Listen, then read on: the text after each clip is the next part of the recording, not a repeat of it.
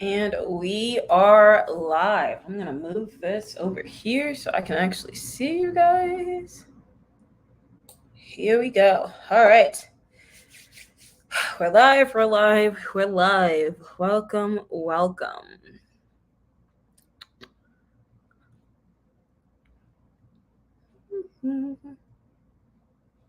7 p.m. in the Midwest, I should say.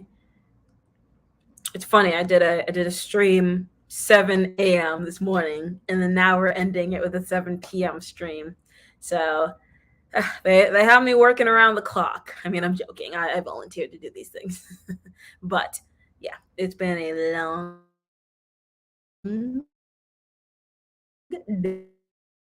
day.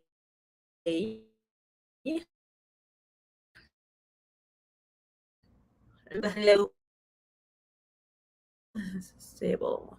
Stop. Don't do that to me.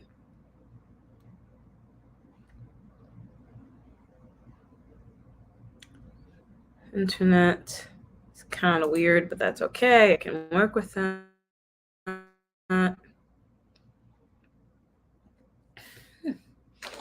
People hop in. I'm going to be eating my protein bar. Get your protein in. Get your protein. Ooh, my internet's kind of funky right now. Let me actually test on Twitch to make sure that I'm good. I'm going to copy the link. Tapping on. And we're going to paste. Actually, I was going to eat a protein bar, but I always find it weird. I don't want to be like one of those like mukbangers or anything like that who eats during it. And so I am just going to not eat during that. All right, the internet's kind of funky. I don't know why, but let's see.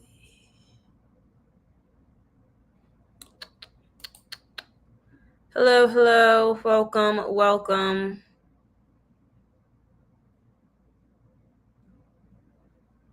I don't know why okay, let me see if I can do some debugging here on my own, because the Wi-Fi is being a little weird.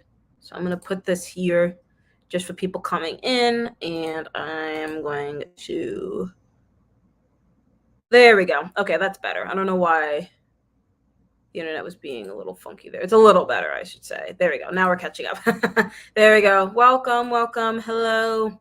We'll wait until the 05 mark, and then we will get started. Good morning, good afternoon, good evening, everybody. Hopefully you are doing well.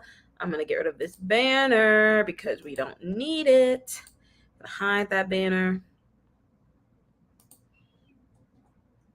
Alrighty. Hello. Double check my stream. And blah, blah, blah. Twitch or YouTube, blah, blah, blah. I guess technically it's kind of my fault. I should be adding the... I add the Twitch link, but I don't add the YouTube link, mainly because I've just noticed that not a lot of people come in from YouTube, and so it doesn't make sense for me to add a YouTube link, mainly because like 95% of my audience, or really not even my audience, just MLH in general, comes from Twitch. But maybe it's because we don't market it to YouTube, so it's like a chicken or the egg type of thing. So I don't know. It's no one's to blame but myself here. Hello. I'm just gonna check on something quickly, and then we can get started. Where was this comment? Twitch. Here we go.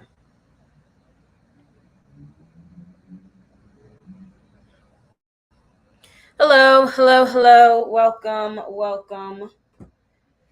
I was talking about it before, but how I was here at 7 a.m. I was there at 7 a.m. in the morning for the light stream, and then now I'm here at 7 p.m. for this stream. So it comes around full circle.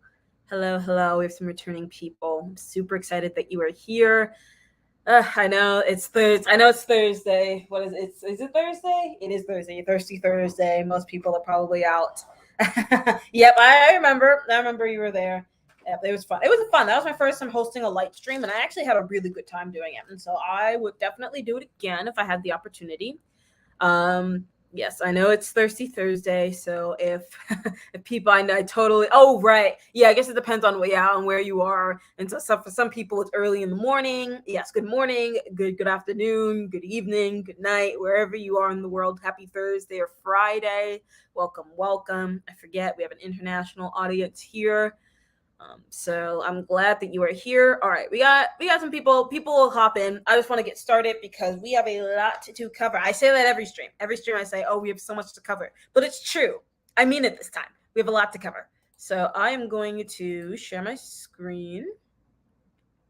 I'm actually going to share the whole thing, and you will see why in a second. And so I'm going to pop on to here. Just double check that looks good. Oops, nope, that's not what we want. Never mind. I've shared something, and then it's sharing the entire thing. I am just going to stop sharing that. I'm going to try screen share. And then what I'm going to do is we're going to do a tab. Here we go. Yes, this is what I want. All right. Hello. Let us get started. Welcome to part 3 of the technical interview prep. As some of you may know, if you were here for parts 1 and 2, or if you're new, I welcome that you are here. We are on part 3 today. We're gonna do things a little bit different, and I'll talk about that as we go along, but just letting you know, today is going to be pretty much every other data structure that we haven't covered up to this point. So stacks and queues, linked lists, trees, graphs. We're going through the whole 9 yards today. And then tomorrow, same time. I don't.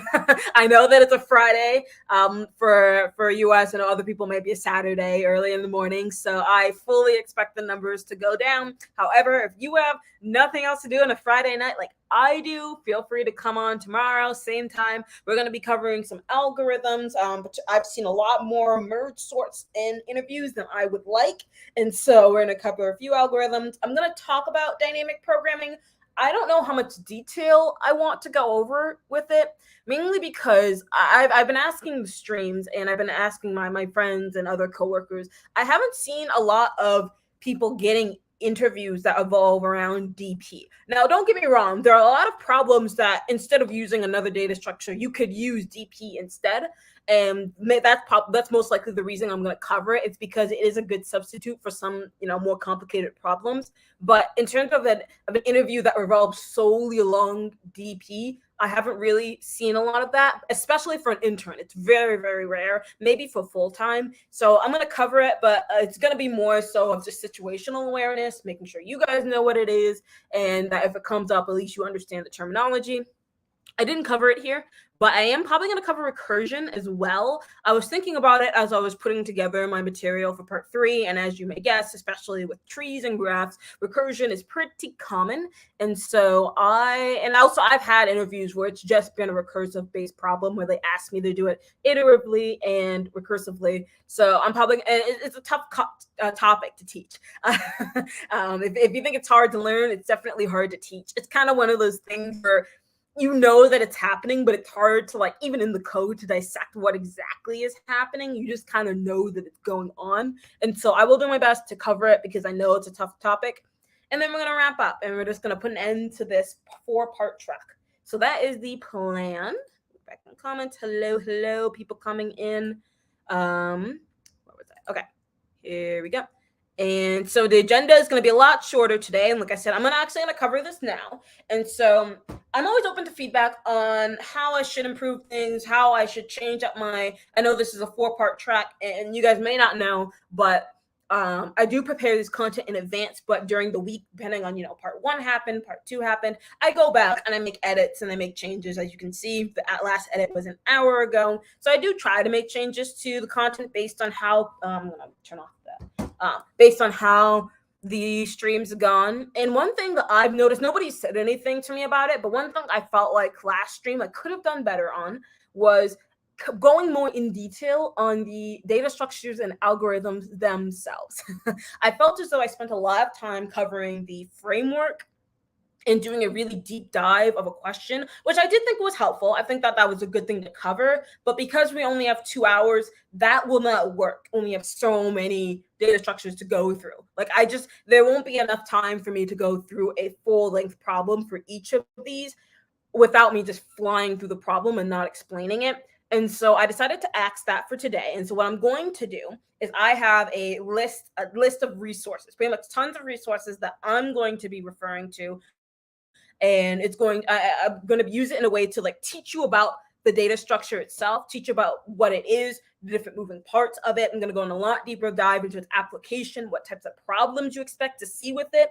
And then also I'm still going to cover a practice problem, but what I'm going to do instead is I already have the answers already set up. So I already have the answers kind of pulled up, the solutions there. And we're just going to more so look at the code and kind of understand what's happening, as opposed to you sitting there watching me try to implement it. I think that will make things go a little bit more faster. We'll have a lot more time to go into these in detail. And you don't want to sit here watching me try to set up a class. Like especially with like trees and graphs, there's a lot of setup that's involved. And I feel like our time will be better spent going over what it all means and kind of like the context behind the data structures, as opposed to some of the minutia. So hopefully that works. If that solution goes better, I'm going to do that for part 4 as well. So fingers crossed, because it's so much to go through. And this was just kind of the change that I had to make. And I think it's okay. So that's kind of how this is going to go. I'm going to fly by this disclaimer because I've already said this a million times, not the source of truth. I'm going to kind of cover coding basics, I guess, since I'll be going over data structures a little bit more. US based, not sharing NDA, my thoughts and opinions. Only if you've been here for part 1 and or 2, you've heard me say this a million times. I'm not going to do an introduction of myself except the brief one. Hi, I'm Governess. I'm an MLH coach, and I'm here to help you hopefully get more prepared for an internship or a job interview.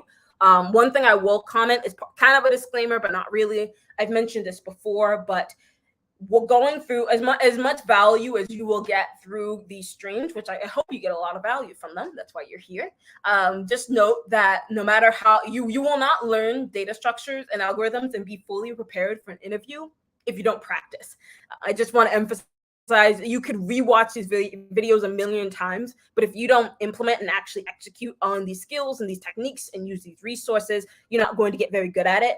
Getting good at a technical interview involves a lot of practice and getting very familiar with the format of interviewing. And that's kind of what the stream is to do. It's supposed to get you more familiar with the format, but in order to get good at it, that's kind of on you to really practice. And so I just always want to say that, because I know in my little pitch, I was like, we're covering data structures and algorithms in 2 hours. And that's kind of true. But also, if you want to get really good at it, there's kind of like inside the classroom and outside the classroom work you have to do.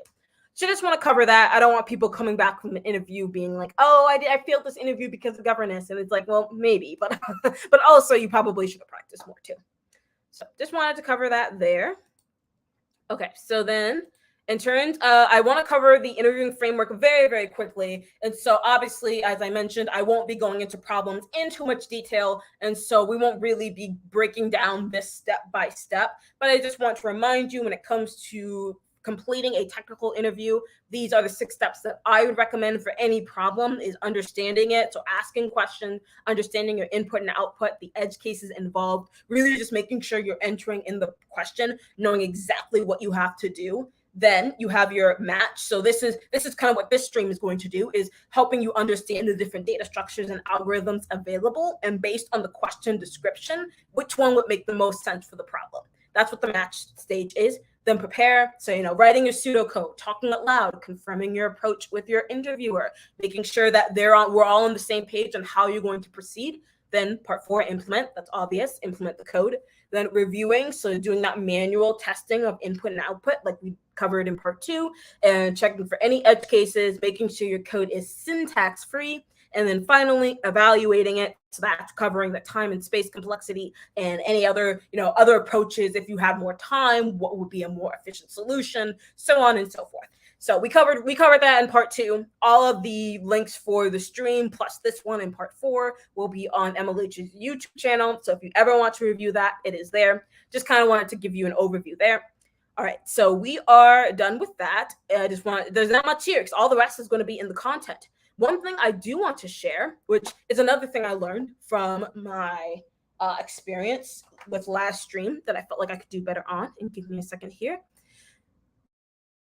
I'm going to unshare this, and I'm going to reshare something else. And to share, and I'm going to show you here we go. All right, so one thing that I'm going to do this time is I'm going to give you guys the links in advance. That was one thing I wish I would have done in part 2, was I kind of gatekeeped all of the links until the very end, which I can see, there's reason for that. I want you to stay the whole time. I want you to get the most out of it. But I also know that some people, in terms of their learning styles, might want to have the links just a little bit earlier. So every resource that I'm going to be covering today, every link that I'll be visiting is going to be here. And so I've broken it down by the different data structures. So we have stacks and queues, linked lists, trees, and graphs are at the bottom. Then how I'm going to go through each of them are kind of outlined here. So introduction to the data structure, applications. There's some visuals because these data structures are very visual heavy, especially for trees and graphs and linked lists to an extent. Having a picture of what they look like is so important, especially for the implementation. So we're going to cover that. And then for each one, I have a practice problem that I'm going to be going through. The practice problems don't have the solutions, but when you look up on the screen, they will. So if you want to follow along as I go through them, if you want to look at them later or like, oh, what did she cover? These are the links. I'm going to get you this link right now and post it in the chat so that you have all of this with you. And so that should, let me know, you should all be able to access it. And so, yeah, you'll be able to hop on that, take a look if you would like, follow along. So I just wanted to make sure that you had access to that. I'm going to remove that here. All right, and so that is really the last thing that we wanted to cover before we talk about these data structures. And so what I'm going to do is I need to restructure my computer so that I'm able to pull up all these tabs, because I don't want to have to do like one tab at a time. That's not going to be very fun for me. So I am probably going to move this over here. So if I'm looking this way, I just have 2 monitors. So content monitor, stream monitor. Yep, of course. Yep, absolutely. There are the links there. I learned from last time. So yeah, just know. So if I'm looking here, I'm looking at the chat. And if I'm looking here, I'm looking at the content. So, all right, I'm going to now, we're going to start with stacks. And I guess queues and stacks kind of go together. But we're going to start with stacks because I like stacks. So give me a sec to get everything loaded up. And also, how's everyone's day? I kind of jumped into it before actually talking about it. How's everyone's day going? And also, I'm frozen there. That is not good. You can probably still hear me, right? There we go. Okay. Yeah, my I don't know why my internet's being very, very weird today. Hopefully you can all hear me and it's still fine. If you look at the YouTube link, it'll probably be cleaner. So I'm going to stop sharing that one, and then I want to share, and I want to move this stuff here. And we're going to share this screen. Here we go. Yep, this is what I wanted to share. Ignore all the ads. I don't think any of the ads are representative of my own particular, some people say that like the ads are reflective on what you Google. I don't think these are the case, but hopefully none of these ads like out me in any way. Like I don't have Adobe Pro.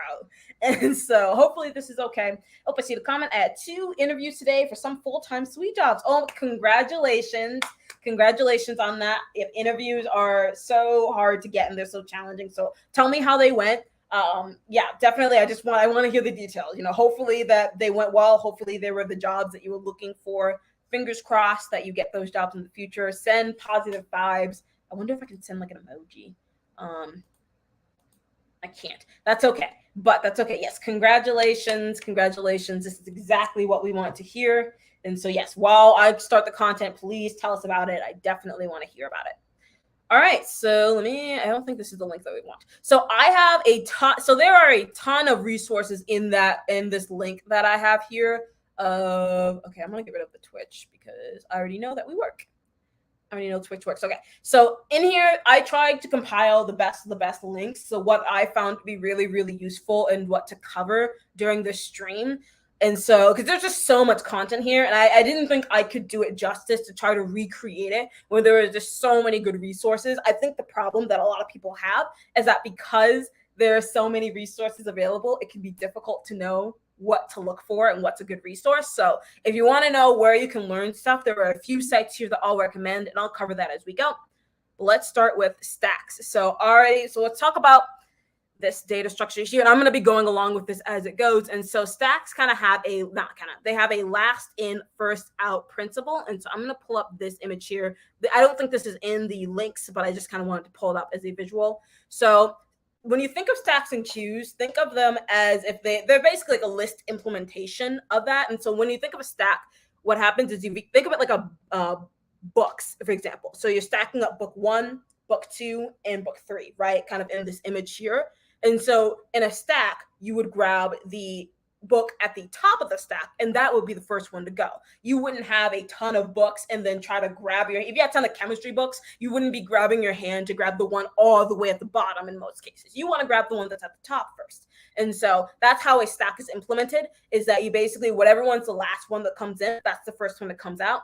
A queue is a lot more familiar to people because that's kind of how we function when it comes to standing in lines and, especially customer service, essentially, and anything related to like inventory and supply chain kind of follow a queue status. So that is first in, first out. So as I mentioned, it's similar to a line. I got to the bank first, and then Sally and Susie are behind me. And so when it comes to who gets checked out first, I'm going to be checked out because I arrived there first. And so those are they're kind of like two sides of the same coin, because in terms of how they're implemented, they have very similar functions. You kind of just do them like in reverse. And so let's cover that now in terms of how you do that. And so this one, I could have used this image. I've been used better, but oh well. So kind of stacking, there's two operations that you use for it. One of them is push, and so push is how you actually put the item to the top of the stack. Remember, it's last in, first out. So when I say top of the stack, the item 1 got here first, then item 2, 3, and 4. So item 1's been here the longest, and item 5 just got added to the stack. Then when you have a pop, because item 5 was the last one to be added to the stack, it's going to be the first one out. So last in, first out. LIFO. Yeah. Sorry, I was just like, I don't really say it out loud. Usually everyone just says last in, first out. And so it's weird saying it out loud. But that's really, in terms of stacks, that's as simple as they get. Now, obviously, there's a lot of complexities in how you can like implement this, but that's how it works. And then queues is very similar. And so similar to a push, I think the parallel of that is an end queue. And so you're adding the element to the end of the queue. So both of these values add it to the end of the particular list. But the difference between them is that when you're popping or removing the value from a stack, you're removing the last added value, versus when you're popping, or as it'll say, I think it's like DQ or it's DQing, you're removing the item that got there first. And so push is to MQ as pop is to DQ. So there are two, they do pretty much the same type of thing, just depends on the priority and the order of them, depending on if it's a stack or a queue. In Python specifically, there are you can either write your own like functions to do these capabilities, or you can just use these functions here as like a normal. You can just have like a list or an array and then use these functions and have it serve as a stack or queue. What usually happens is I'll just name like a list called like a stack, and then I'll use push and pop, and that's how whoever reads my code knows that it's a stack-based curriculum. And so also stack-based like data structure. Also, if there are any questions, I have like the chat pulled up here. And so any questions at all, feel free to ask me along the way. I see the comment. You thought he bombed it because I messed up a data question, but they still liked me. Was had. Oh, yeah. Okay. Well, congratulations. And trust me, I found that when just responding to the comment, I found that the interviews that I felt like I bombed were the ones that I usually got. And then the ones that I felt really overly confident on, those were the ones that I didn't get. It's this weird psychology. And so I think it's maybe because we were really hard on ourselves and it was a really good challenge, which I think is what the recruiter is looking for. How hard are you thinking? If it went too easy, then maybe there was something kind of wrong there. So I wouldn't put too much stake into whether something went well or didn't well, because it's all up to the recruiter. And that's good. Yeah, asking about your prior experiences and projects. So yeah, congratulations on getting that done. Interviews are hard. I'm glad you're here now, relaxing maybe. And yes, I'd love to hear. Hopefully, hopefully you'll hear back soon. I know recruiters can take forever to get back to you for some reason. Well, I know why, but they take forever. So hopefully you get your answer soon. All right, so then going back to stacks and queues. So we kind of talked about this before. So the list data structure kind of comes with the methods to do this. And so I guess like appending's kind of the version of pushing in this case.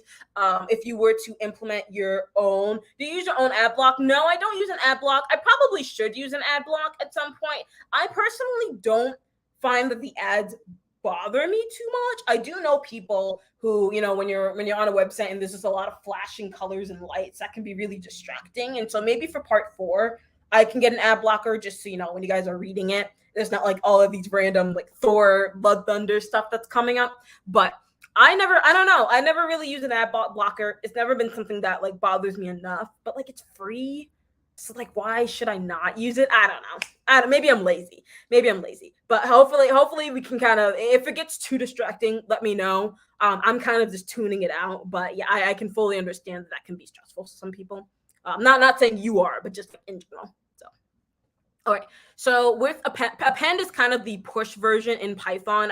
Or you can implement a function that basically does a push, but in Python it's just append. So as you'll see here, you kind of add in all of these letters, and then we talked about pop, so that will pop out the last one. So we should be expecting G to pop out because it is a stack implementation, and G was the last one added. And then you can pop, and then one thing is once it popped out, it is completely gone. And so it went from cat G, you popped out the G, and so now cat remains. You can keep popping it out until you'll get cat, and then you end up with, you pop out the T, and then you have ka, and you can continue popping it out until there's nothing there. Similarly, so how you implement this in a queue, which we'll see in a second, is you still use this pop function. But like, wait a second, popping removes the value that just came in. What if I want the value all the way at the end? So remember, this is still technically a list, and so you can just add the index that you want to pop out of, which is index 0, and you'll get a queue-like behavior here. So this time we have some fruits going on. If I want to pop out the banana first, I have to add this 0 here so that it knows to go to index 0. If I were to do this without the 0, it would pop out orange, because that's just how pop works in Python context. So that's like the code implementation.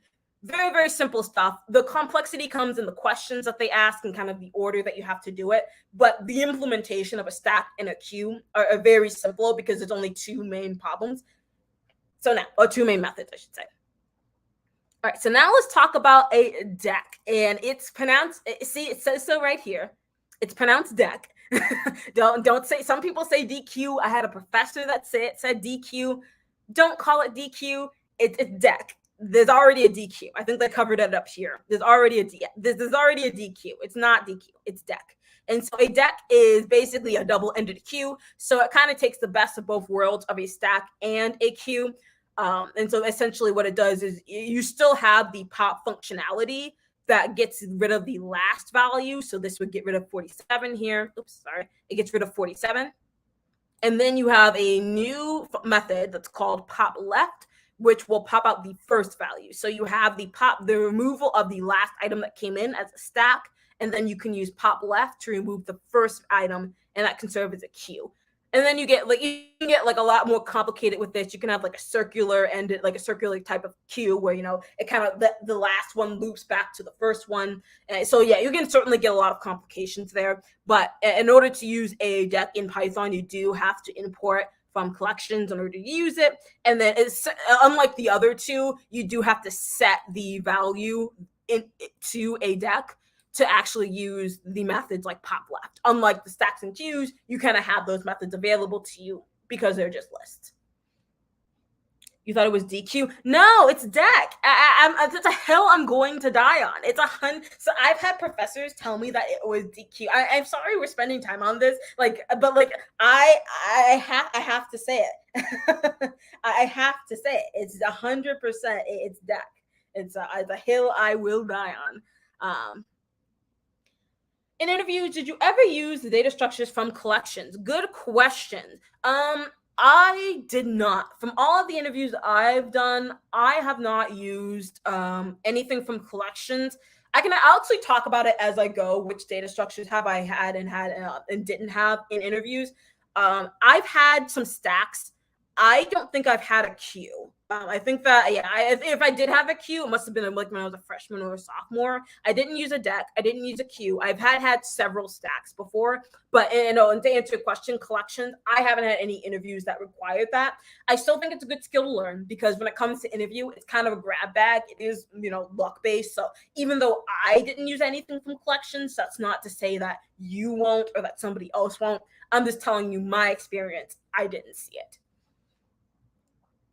So then, there's so many ads. Okay, so then so this is kind of what I was referring to, where you can create your own class that kind of does this functionality for you. If you don't want it, maybe I've had interviews. I can remember 2 or 3 interviews where they asked me, "Hey, can you implement a stack?" Or I've had questions that would say, "Hey, can you use a stack and like implement a stack like a queue or vice versa?" And so I've had those questions. So even though I haven't had a lot of like implementation using a stack to do a certain thing, I have had interviews where they basically want to see, can you using a stack basically do a queue or other way around, or do you know these data structures well enough to be able to implement it?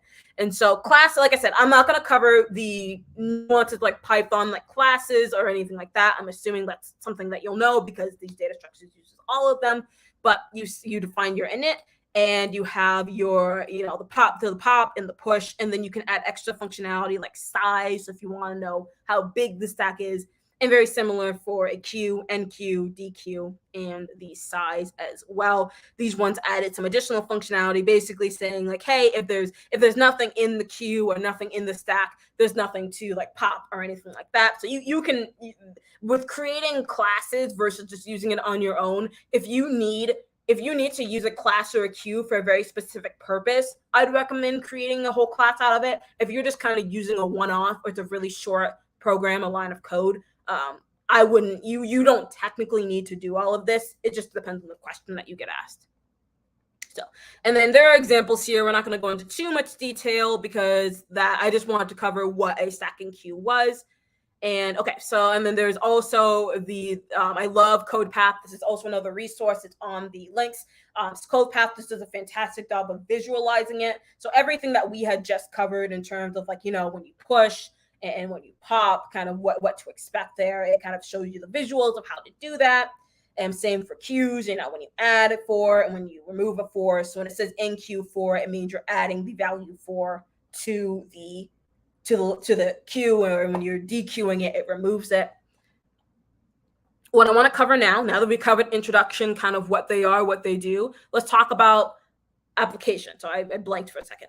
How do you actually use stacks and queues in what context? So that's where I'm going to switch to Geeks for Geeks, which once again, fantastic resource. I love Geeks for Geeks. Such a good website. It pretty much has everything you need. It breaks it down incredibly well. So there's no way you haven't heard of Geeks for Geeks, but if you haven't, please use this resource. It's so good. We're not going to go over, once this kind of covered what we already talked about, input, output, using a deck, what that means. What I want to go down here is kind of talk about the implementation, which I believe is, did they cover that? Oh, they didn't. I might have messed that up. Maybe it will be this one. The implementation of it. So when can you use a stack and when should you use a queue?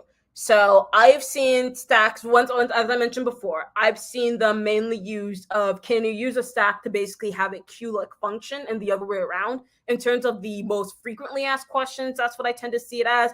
I see stacks used a lot for navigating websites. And so how that would work is, so say, for example, I'm going to this website, right?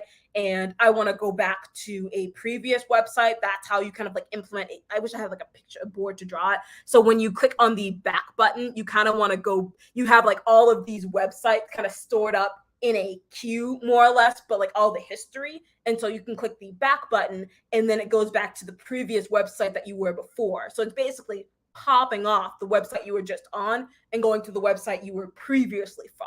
So I've seen it a lot. And like, when you want to implement a website, one thing I want to highlight here for stacks And queues, two things. One is that these functionalities are used a lot in other data structures and algorithms. Specifically, linked lists are used a lot to kind of implement stacks and queue functionalities. So that's kind of why I'm bringing them up now. Not more or less as their own standalone, but you kind of need to know these concepts to apply the other data structures. And then for stacks specifically, you can use them for recursive solutions. And so we're going to cover, this is the link I wanted to show you. But anyway, I'll get back to that. I wanted to cover recursion tomorrow. I guess it is tomorrow. So we'll go into a little bit more detail about it. But essentially how recursion, the way that you can use stacks instead of recursion is, the way recursion works is that it goes through the loop and then it checks the conditional. And then it basically just keeps backtracking until we get back to what we're looking for. That's kind of how stacks is basically a iterative approach to recursion. There we go. That's what I wanted to say. So stacks is a good way to do recursion without having to do the recursive strategy. So I had a recursion problem, and the way that I had to do it iteratively was to do a stack. Now, this won't make sense until we cover recursion, because then it's like, what does that mean if I haven't seen recursion yet? So we'll cover more of that tomorrow. But I just wanted to tell you that is an implementation that you'll use. I have so many links here. This is kind of what I wanted to show for how you implement it. So we kind of talked about backs and forwards on browsers, like basically undoing and redoing is a lot of how you'll use stacks. And like I said, you'll use that when you're implementing other data structures. For queues, it's very similar to real life, and queues are probably one of the more recognizable data structures and algorithms to use because they're so ingrained in our day-to-day. So pretty much anything that involves priorities, which we'll get that in a second, anything that involves priorities like inline and like customer service-based approach, you'd want to use a queue for. So you're standing in line, or it's an online, or escalator, people need to go out of an escalator. Who goes first? A car wash. People are waiting in line. And, the queues can get a lot more complicated because there can be priority queues. So how long, is there, maybe there are 3 people in line, but one person, like you have to use the bathroom, 3 people are in line, but one person really has to use the bathroom. And so because they have that weight, they can go to the front of the line because they have a higher priority than the rest. And so that's a type of a queue. And then there's like another one that I was blanking on. Oh yeah, I guess I was gonna mention like the weights, and then there's like those circle queues. So then the last value kind of ties back into the first one. So those are kind of some of the implementations, and as I mentioned here, you can use linked lists with them. Okay, here. Oh, that makes a lot of sense because I know recursive calls are stored in the call stack anyway. Yep, that's why I shared this photo, because I just kind of wanted to show you that they are related. And so if you hate recursion like I do, stacks are a good way to do it iteratively. All right, so that kind of covers stacks and queues. Now we're going to fly through some of the practice problems. So as I mentioned, I've already looked through these in advance. The solution's already there. But what I really want to do is just kind of break down how they use the solution as opposed to, setting up all the stuff that's in here. And so let's cover this problem. It's also in the link if you want to look through it. It's called Simplify Path. It is a medium LeetCode problem. And so what happens in terms of your input, you are given an absolute path. So think about when you're going to like a file or directory, whether or not you have, like in my case, like Unix or, Windows or whatnot, and you have that path like / user / download / all the that's like your absolute path.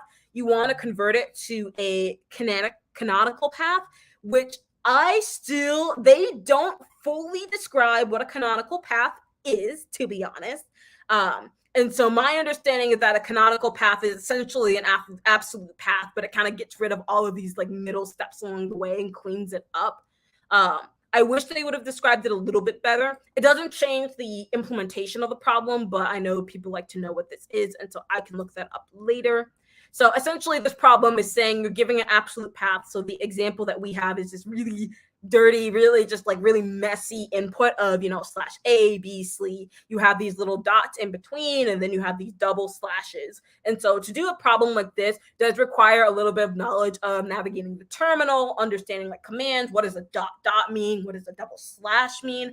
I'm going to try to strip away some of the all the nuance of it and just focus on the code and what it does.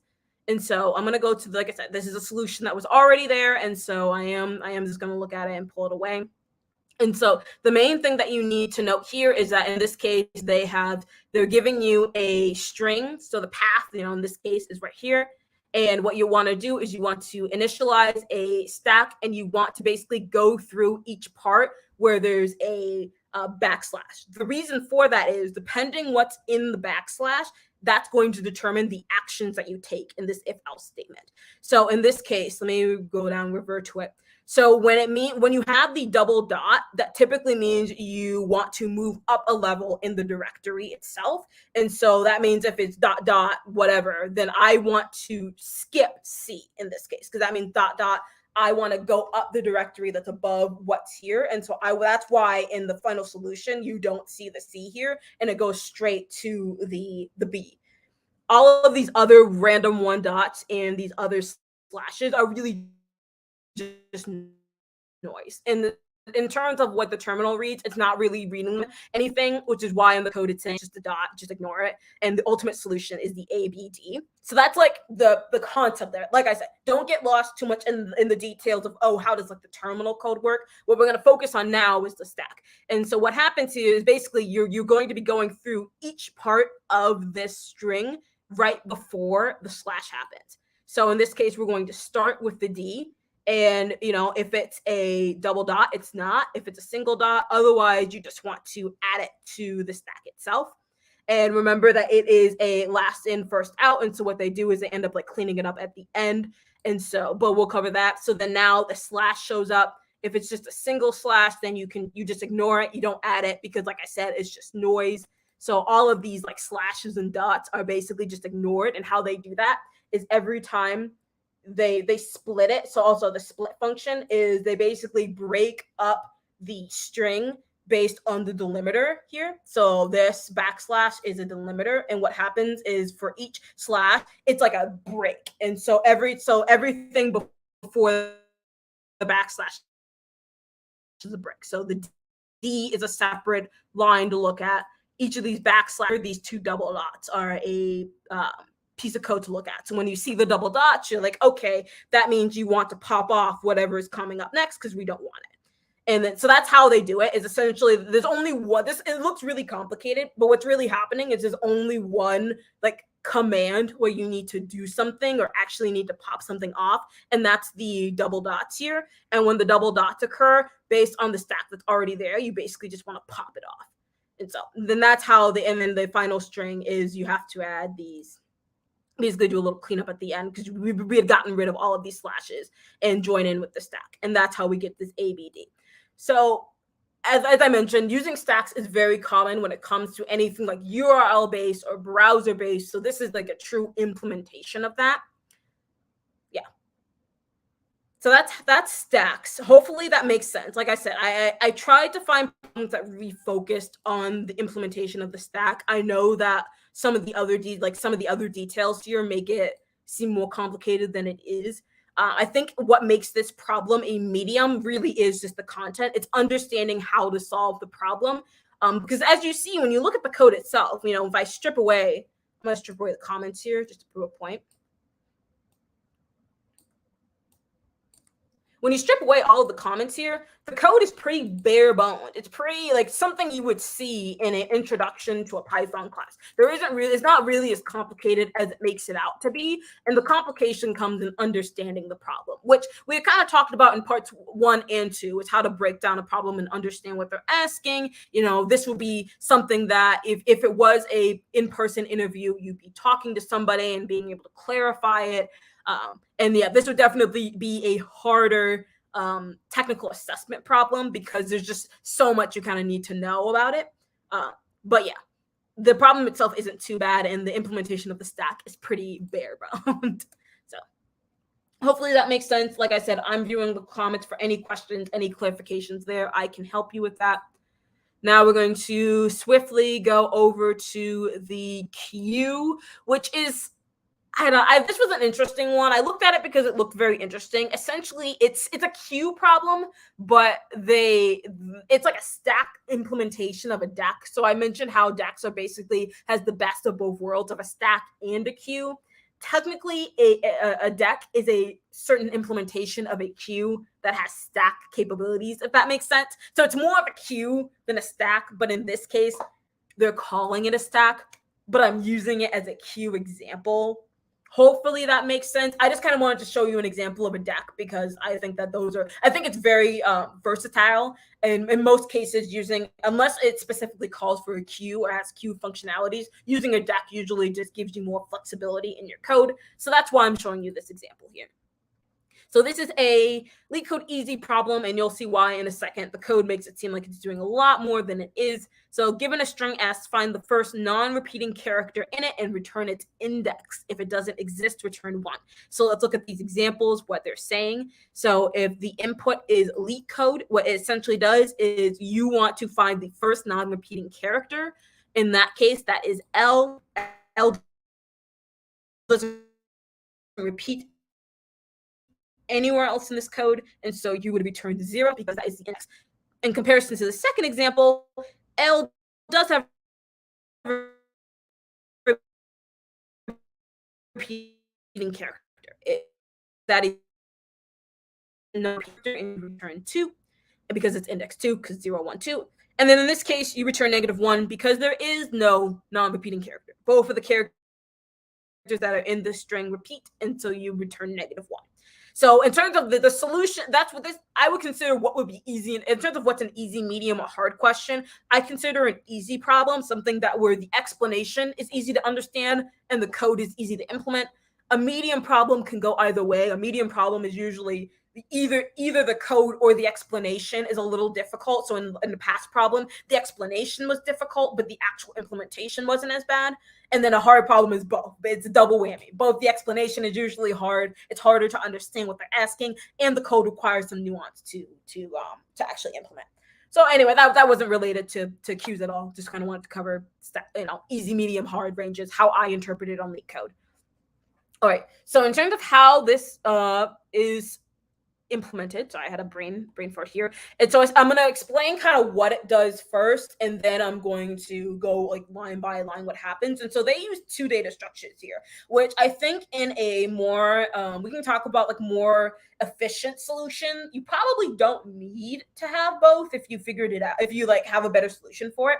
So they use a dictionary and they use a stack in order, or a deck, I guess. I am getting the stack mixed up, but it's essentially a deck. And so what they do is they go through each character in the string. So let's say LeetCode, for example. They'll go through each of them and they will check to see if it's already in the dictionary, then basically you'll assign it a value of -1. So that will mean that if L is already in the dictionary, I want that value to be -1 because I know that's not the index that we want to return because it's -1. And if it's the first time that it's in the dictionary, so else, if it's not in there, then you want to return the index. So that makes sense, right? At the end of the day, we want to return the index that the non-repeating character has. And so in that case, we want to then make the value of if the key is V in this case, in this example 2, we want the index to be 0. So we want the index to be 2. So we want to make that its value. And then at that point, you also append it to the stack. And the deck. I hate that they use a stack for this. It's just simply like a deck, but whatever. And so how that works then is for every value that they go through, they'll then add that for the else statement. If it only the L makes it seem like it appears once. So then there's that edge case, right? So technically, the first time the L comes around, it's going to save its index 0, but the second time it comes around, it's going to have a different index, and so it'll then change to -1. But it's already in the stack because we basically the code already interpreted this string as, oh, the L is a unique character because it was the first one. How do we know which one actually is one that we want to return? This is where this deck implementation comes in. So then you go through the entire stack at that point and you want to pop left. And so in this case, I'm going to write some comments here. So if the stack is comprised of L, O, V, E, there's more. But for simplification reasons, I'm going to have like L, O, V, E. And then what you're going to do is you're going to pop left. And so in popping left, that's going to be here. Move that over. here, because instead of, if it was just a pop, it would be over here, but we want to do it we want to get the first non-repeating character. So that means we need to do it in the order that it came up, which in this case, it starts with L. And if the item, so in this case is L, if it doesn't equal -1, then that means that it only appeared once and that we can safely return its index. In this case, that won't be the case because L appeared twice. And so it did start with its index as 0, but then it also came back in a second time in this. And we're looking at example 2 here. And so in that case, it now has a value of -1, so we can ignore it. So now that one's gone. We run it again because it's a while. We pop left. So then remember popping, I'm going to do this. The L is gone because we popped left. We check the O. O also has -1 because if we look at this lovely code, O appeared already. So we can pop left that one. And now we check V. And V was the only one that was there. And so we can safely return its value, which was the index that it was saved as, which is 2. And then obviously, if you were to go through this whole thing and you didn't get a value, then you would just return -1. So that's how this piece of code applied using a DAC. Essentially, I think that you could have used a queue for this, to be honest. I'm just looking at this being like, okay, let me actually look at this. If I were to reapply this as a queue, I don't think you really need to do this. I think maybe it was just like the appending maybe. But I feel like you didn't need it. Sorry, this is kind of off script. I'm kind of like, okay, if I really wanted a queue, and then I'm bad at functions. I see the comments in the chat. I'm gonna give it. I'll get there in a second. So if I wanted to use a queue, I guess it's just like append, right? So I could just append the value. I'm just honestly, this is for my own curiosity. I just don't know why they use the deck. Isn't this being used as, yeah, that's what I'm saying. It basically is a queue, but they defined it as, so let me clarify. So this was, once again, I'd already taken the solution from this and I kind of analyzed it and put it here. And I'm just looking at it for a third or fourth time. And I'm like, why? My question is just, why did they even bother setting it as a deck to begin with if it was already being used as a queue? That was my question. And it seems to be the answer is it doesn't really matter, and I'm just gonna confirm that just because I just do pop 0. My gut is that this is probably gonna be the same. Nope. Okay. Oops. I already called it stack. That's why. I think we can use DQ, right? But you can technically, yeah. So that's what I'm saying. You can use a DQ to pop left, but you don't need to use the pop left. You could just use the pop and then just put the 0 of index on there, right? Yeah, that's what I'm saying. Yeah, my point is that this was kind of an aside, but my point is that the deck is useless. That's kind of what I'm trying to say here, is that now I'm looking at this implementation. You really didn't need to use the deck here. So this was kind of, it was just weird that they used a stack, and that's why I was just like, that's weird. So yeah, okay. So that was just me being, I am going to submit this again because I kind of want to see how to do the doc physics and no argument. Okay, well maybe, because I had defined it as a, yeah. Anyway, I can nitpick around this if I wanted to, but essentially this is okay. There we go. I did want to. I was kind of like, oh, I'm gonna move on, but I really did want to test it. Okay, so yeah, this is basically a queue. I don't know why they used a deck. You didn't need to use a deck for it, but I guess the whole point was to show you the functionality. You could use a deck to solve this problem, or you could use a queue if you wanted to. Hello. We are just covering data structures and algorithms right now. For those who joined, we just wrapped up on stacks and queues. I'm going to put the link to all of the resources I'm covering in the chat.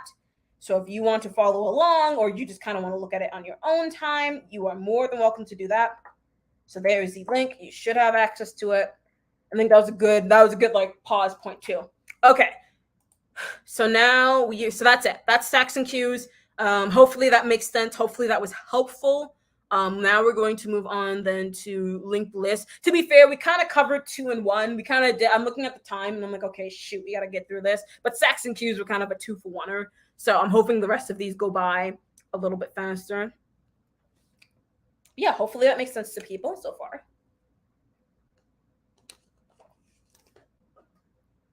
All right, let us move on. So I'm going to store. One thing I do appreciate, give me a sec, my computer's lagging. There you go.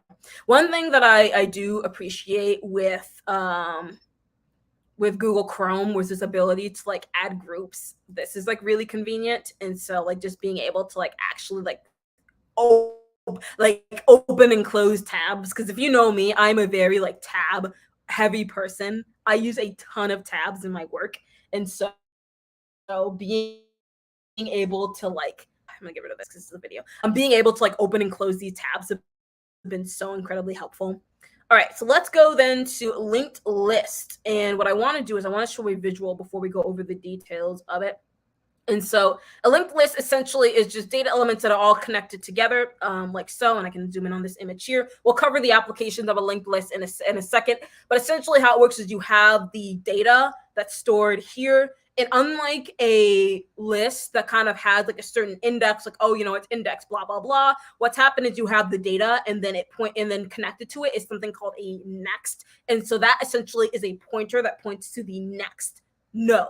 And so the idea of a linked list adds this node functionality that's been different than everything we've looked at so far. And so when you're looking at this node A here, I consider this node A. And so node A has a value to it, which is A, the data. And then it also has a next like property. So then you can actually point to the next value, which is why it's called a linked list, because everything is linked together.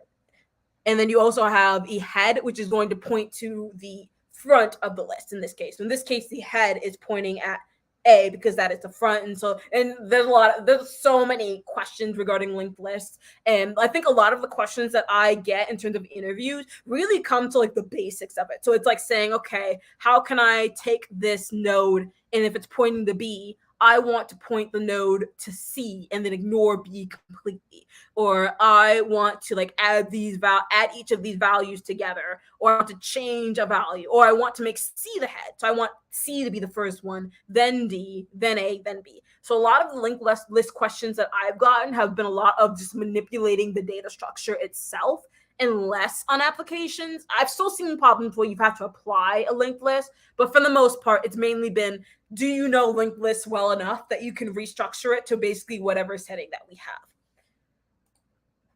So I wanted to cover that there. Another good resource that's also in the link that I think I use for pretty much the rest of these is Tutorials Point. I've never heard of this. I've never used it in college at all. I'm definitely a Geeks for Geeks girl. I use Geeks for Geeks all the time, and I've never heard of Tutorials Point.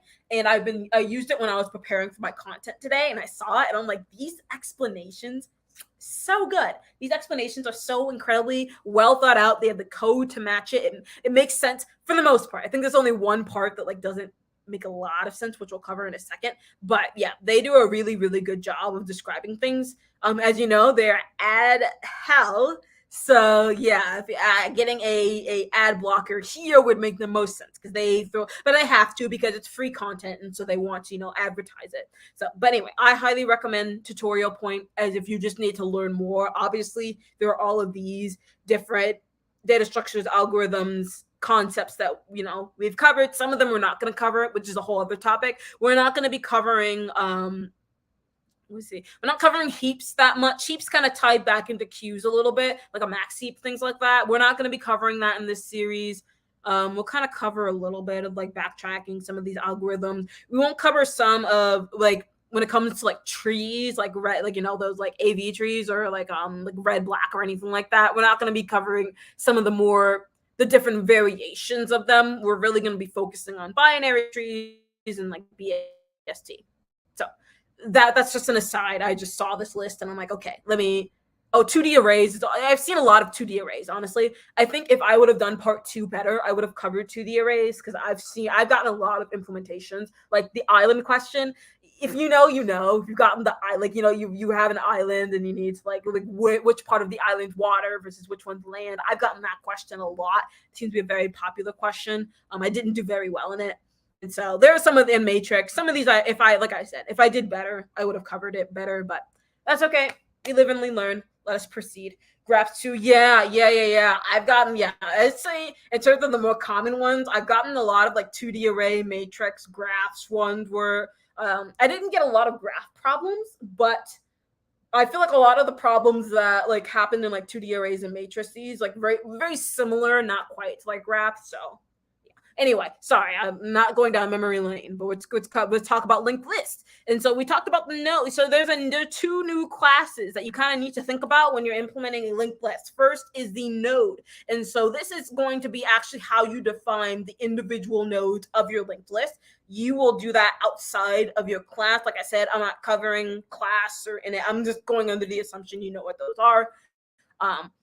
So if you look at this example here, we'll cover this in a second, but you can basically add nodes individually in this case. So if I wanted to add nodes of the days of the week, because of this node class, I'm able to set the data value based on, I can call node and then I can set Monday, Tuesday, Wednesday. The second class here, which is the linked list, this is what actually determines, this is what you can actually do and how you traverse through the linked list, how you add values, remove values, play around with it. So this linked list class is kind of how you do the manipulation. And the node class itself is just, how you actually create the node and then the next value. So you saw over here that that's kind of how you traverse through linked lists, is that you have this next property of the node that you have. So if I have node A and then I do node A dot next, that's going to know then the point to the next one is B. So that's a newer concept too. If that doesn't make sense, we can certainly go through that. And so looking at this example here, what you have to do is you have a list and you have to set it to, as all up until this point, we've been kind of focusing on just like lists, like built-in Python, like func methods itself. Now you're kind of defining your own classes and values. And so you'll set it equal to the linked list class that you've defined, and because of that, now you can basically use all the functionality that follows underneath this class. And so in this case, I can set a head value because that's in this class, and this, because the self is I guess we're kind of doing a Python lesson. The self in this case is it's like the variable that you're kind of defining outside of the class itself. So the self in this case is the list one, and I want to set a head value, which is going to be the front of the linked list, which in this case is going to be Monday, because I want to set the head. I want Monday to be beginning of the week. And then what this case is, how you actually create the links down here is you'll set your head value and you want to set a next value. And so that's how you actually link them together. And so your head value is Monday. I want to set the next value to be Tuesday, which means I have to set the next value to be E2. And then similarly, if I have E2, I then go from Monday to Tuesday. I need to go Tuesday to Wednesday. And so then I set my next value of E2 to E3, and so on and so forth. And so you have a lot of questions where basically they'll be like, okay, you start with Monday and then it goes Tuesday, Wednesday. What if I want to go Monday, Wednesday? Or what if I want to do Monday, Tuesday, and then ignore Wednesday? So kind of those manipulation of when next values occur.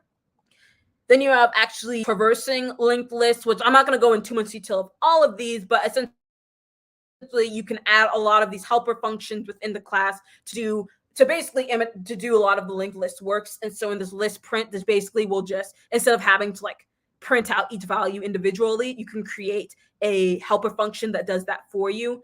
So essentially it'll just get the value of the head, so it's at the beginning. As long as it's not empty, which means as long as there's something there, you're going to print it, and then you're going to go to the next value. How do you know what the next value is? Because you defined it down here. So in this case, I know that it should be Monday, Tuesday, Wednesday, because that's how we defined it. Here are some of the more interesting pieces of a linked list. So that's insertion. And so inserting at the beginning is the most simplest of this case, where essentially what you're going to do is, that's another helper function. So that's basically a new value at this point. So if you want to add a new value, it's in this case like Sunday, for example, what you can do is with this helper function at the beginning, you have the list that you're working with, which is, self, then the new data, and the new data is going to be Sunday. And what you'll do is you need to create a new node, and the node that has the data. So you don't forget, you always have to create a node for every piece of data that you have. And then once you have that, then you can set that value to be the new node. And so in this case, because I created this value of Sunday, I created a new node for that. I think this should be indented in, but that's okay. And then you created the new, maybe not. And then basically set the new node to be the head value, and the head value is the new node. So, the next value, I misread that completely. The next value is what the old head value was, and then you set the head value to be the new node. I completely misread that line. And so yeah, the reason that you do this is you need to create the link. You can't just have Sunday be the head value, because then you've completely replaced Monday, right? And so what this does is you're setting the Sunday node to have a next value of Monday. So in this case, they're retracking their steps, and they're like, actually, Sunday is the beginning of the week. I need to make sure that Sunday points to Monday. So you set the old head value to that, and then the new head value then becomes Sunday. Hopefully that makes sense. So that's inserting at the beginning. It's very similar-ish logic at the end. And so essentially then there's another helper function, and you can go in and basically go through each value here, and you want to iterate through each of the different values here, go to the next one, and then the next one is the new node, and you keep going down until you get to the last one, like if there's nothing left, and then you set that as the head value itself.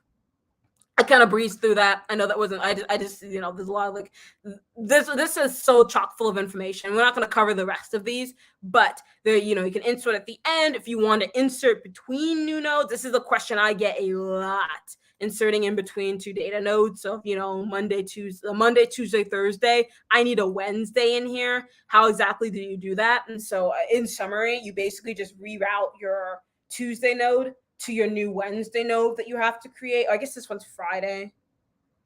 Whatever. This one's Friday, but in theory, it should be Wednesday. But basically, you create your new value, and you want that to connect to what was already like E2, which in this case was Tuesday. And then you can create a new function for that. So my recommendation for preparing for a linked list and in those types of interviews is really just understanding the basics. And I know that seems like, oh, but what about the application of linked list? But as I mentioned, a lot of the questions that you're going to get are going to involve just adding values to the linked list. And then, once you have the values in the linked list, how do I get the sum of all of them? How do I, I need to divide every third value by 3. I've gotten that very specific question before. So if I had, 1, 3, 5, 7 as my node, every 2 or 3 values, I need to divide by 2.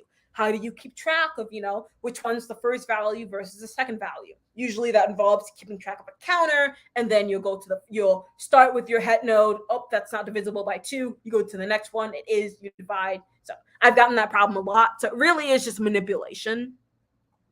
So yeah, and then you can remove stuff, and you have to reassign the head. And like I said, we're not going to go into detail of that, but this is a fantastic resource. In terms of implementation, so as I mentioned last time, this is really, you use stacks and queues are kind of like the base core of linked lists. And so it was important to learn what those were, because when it comes to like a website, for example, that involves using stacks, but really the core of it, you need to be able to, how do you know what if you went back to, what if you start on a website, but then you went back and then you want to go back to it and you want to follow that line? That is at its core linked list. Implementation of graphs. I don't cover adjacency lists too much. We'll cover that when we get to graphs, essentially. Like dynamic names and matrices and all this fun. It's very much like a math-based implementation. Like I said, all of these implementations, I don't really see a lot in interviews. A lot of the times I maybe see number 1. Very, very rarely do I see number 2. But all the rest of these are probably more advanced for a technical interview, which is why I really wanted to emphasize here the foundations of linked lists. So, and then there's some in the real world, which, we talked about web browsers. How does your music work on Spotify? That's how it works. So, you put something in a queue, and then once it's in the queue, you need to know that when you press the next button on your song, it links to the next song. But then also, what if you want to go back to the original song? So that's kind of how that linked list works, is that it has that stacking queue embedded in its functionality. Image viewers, and then I kind of touched on circular linked list. That's kind of how a queue is implemented. We're not going to go into too much detail there. I don't think I've seen it. There are definitely practice interview questions on circular linked list. I don't see them that often. And then same for doubly linked list, which is basically you can go forward and backwards. So usually a singly linked list, you can only go one direction. Doubly linked list, you can go both ways. Okay, so wanted to cover that. Double checking. Any questions? Time. We're doing pretty good on time, actually. I think we definitely sped up from last time, which is good. I like this problem. This is actually a problem I've gotten before, which is why we're covering it. Because I actually didn't do well on this problem. I got it and I didn't like, I don't think I passed it. And so I'm kind of like going back to my roots and being like, okay, I see you and now I understand it. I think this is a pretty common question. I think one thing, I grab all these questions by looking at the frequency of the question and when they show up in interviews. So I tried to grab all the questions that would be relevant that actually show up in interviews instead of just some random questions. I've gotten I've gotten this once and I failed it. So that's why we're looking at this one. I think the hard part of this question, and really any question that involves like math, is like the dividing by, like kind of when you need to like divide by 10 to get a remainder, and then like the module 10 to kind of go in a decimal place. I don't know why those problems trick me up. I always am like, oh shoot, I need to get the remainder. How do I do that? Even though they teach you that like at the very beginning, I always struggle with those problems. And this one just happens to have a linked list implementation of it. So let's go through it. All right, so you are given two non-empty linked lists representing two non-negative integers. The digits are stored in reverse order, and each of their nodes contain a single digit. Add the two numbers and return the sum as what's the input is going to be two linked lists, and the output is going to be a third linked list. And so you can assume the numbers do not contain any leading zeros except the number zero itself. So when we look at this example here, and so I think it seems easiest for you to, yeah, I would say this one, there certainly is like a few edge cases that you have to look into, which I don't think this one kind of handles the main one. I don't know if it handles, maybe this kind of handles the edge cases a little anyway. But yeah, this one's not too bad. I would say when I say it's medium, understanding the problem makes sense. Like people read this and they're like, oh yeah, that makes sense. I think the implementation is what makes this a medium as opposed to an easy. And then the edge case, like you mentioned. So anyway, so 2, 4, 3, and so what needs to happen is I want to add these values together and get a third linked list. Remember that the digits are stored in reverse order. And so I know this example doesn't make sense because like the value, you'll see what I mean in a second. But essentially what I want to do is I want to add, so it's stored as 2, 4, 3, but in reality the value is 324. And in this case it's stored as 564, but it's 465. So you kind of have to start from the end and then kind of go to the beginning. And what they do is they add the two. So basically, you just add them together. Another way you could look at this is that they add the 3 and the 7 together, and a 3 and a 4 together. You get 7. You add the 4 and the 6 together. You get 10. So this is the difficult part. You get 10. So the value is 0, but you have to carry that 1 into the addition of the next one. So it's 2 plus 5 is 7, but you have that carry value of 1, and so it's 8. And so what you should be returning is 708. Because that's the linked list representation, but the actual value is 807. And also note the two linked lists don't have to be the same length. I think that's the edge case I think that really tripped me up. I'm gonna cover that a little bit, but yeah, this is the one where they're not the same length. That can be a little difficult, but I think that this particular line I think covers that edge case. But this usually trips people up when they're not. If it's the same length, people usually get it okay. But yeah, that's just another thing about linked lists is that they're not always going to give you the same length. And so you kind of have to take into account, okay, what happens if one of the linked lists is empty? How do I account for that? What happens? And some edge cases is what if, like in this case, they say the linked list don't start with any leading zeros, but what happens if they do start with the zeros? And so those are all like, what if there's a negative numbers in here? Because linked lists can have negative numbers. And so those are just some edge cases you want to keep in mind.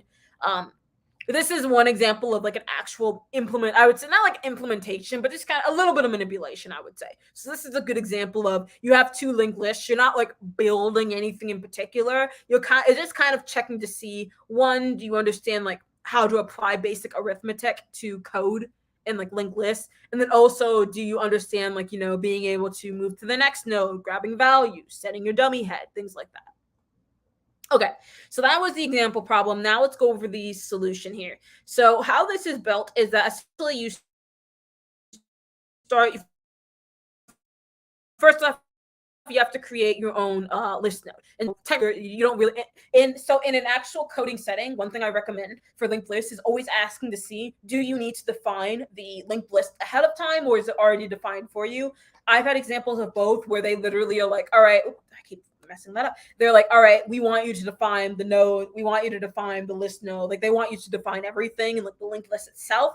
There are also some coding interviews I've had where they're like, nope, we're just going to assume that you already have those resources and they just want you to do the logic that's associated with it. So always in this case, you don't really have to worry about it because LeetCode already has that taken care of for you. So you don't have to like set up the list node and things like that. So, but that's a really good question just to ask in general, because that changes the scope of the problem. Do you need to define these for you, or is it kind of already done? So, okay, all that to say, you start off with creating your own linked list. In this case, check-in link. Yes, yep, I will send the check-in link. I will do that. Thank you. Oops, that's not what I want. Check-in link. Okay, give me just a second. I'm gonna grab the check-in link right now.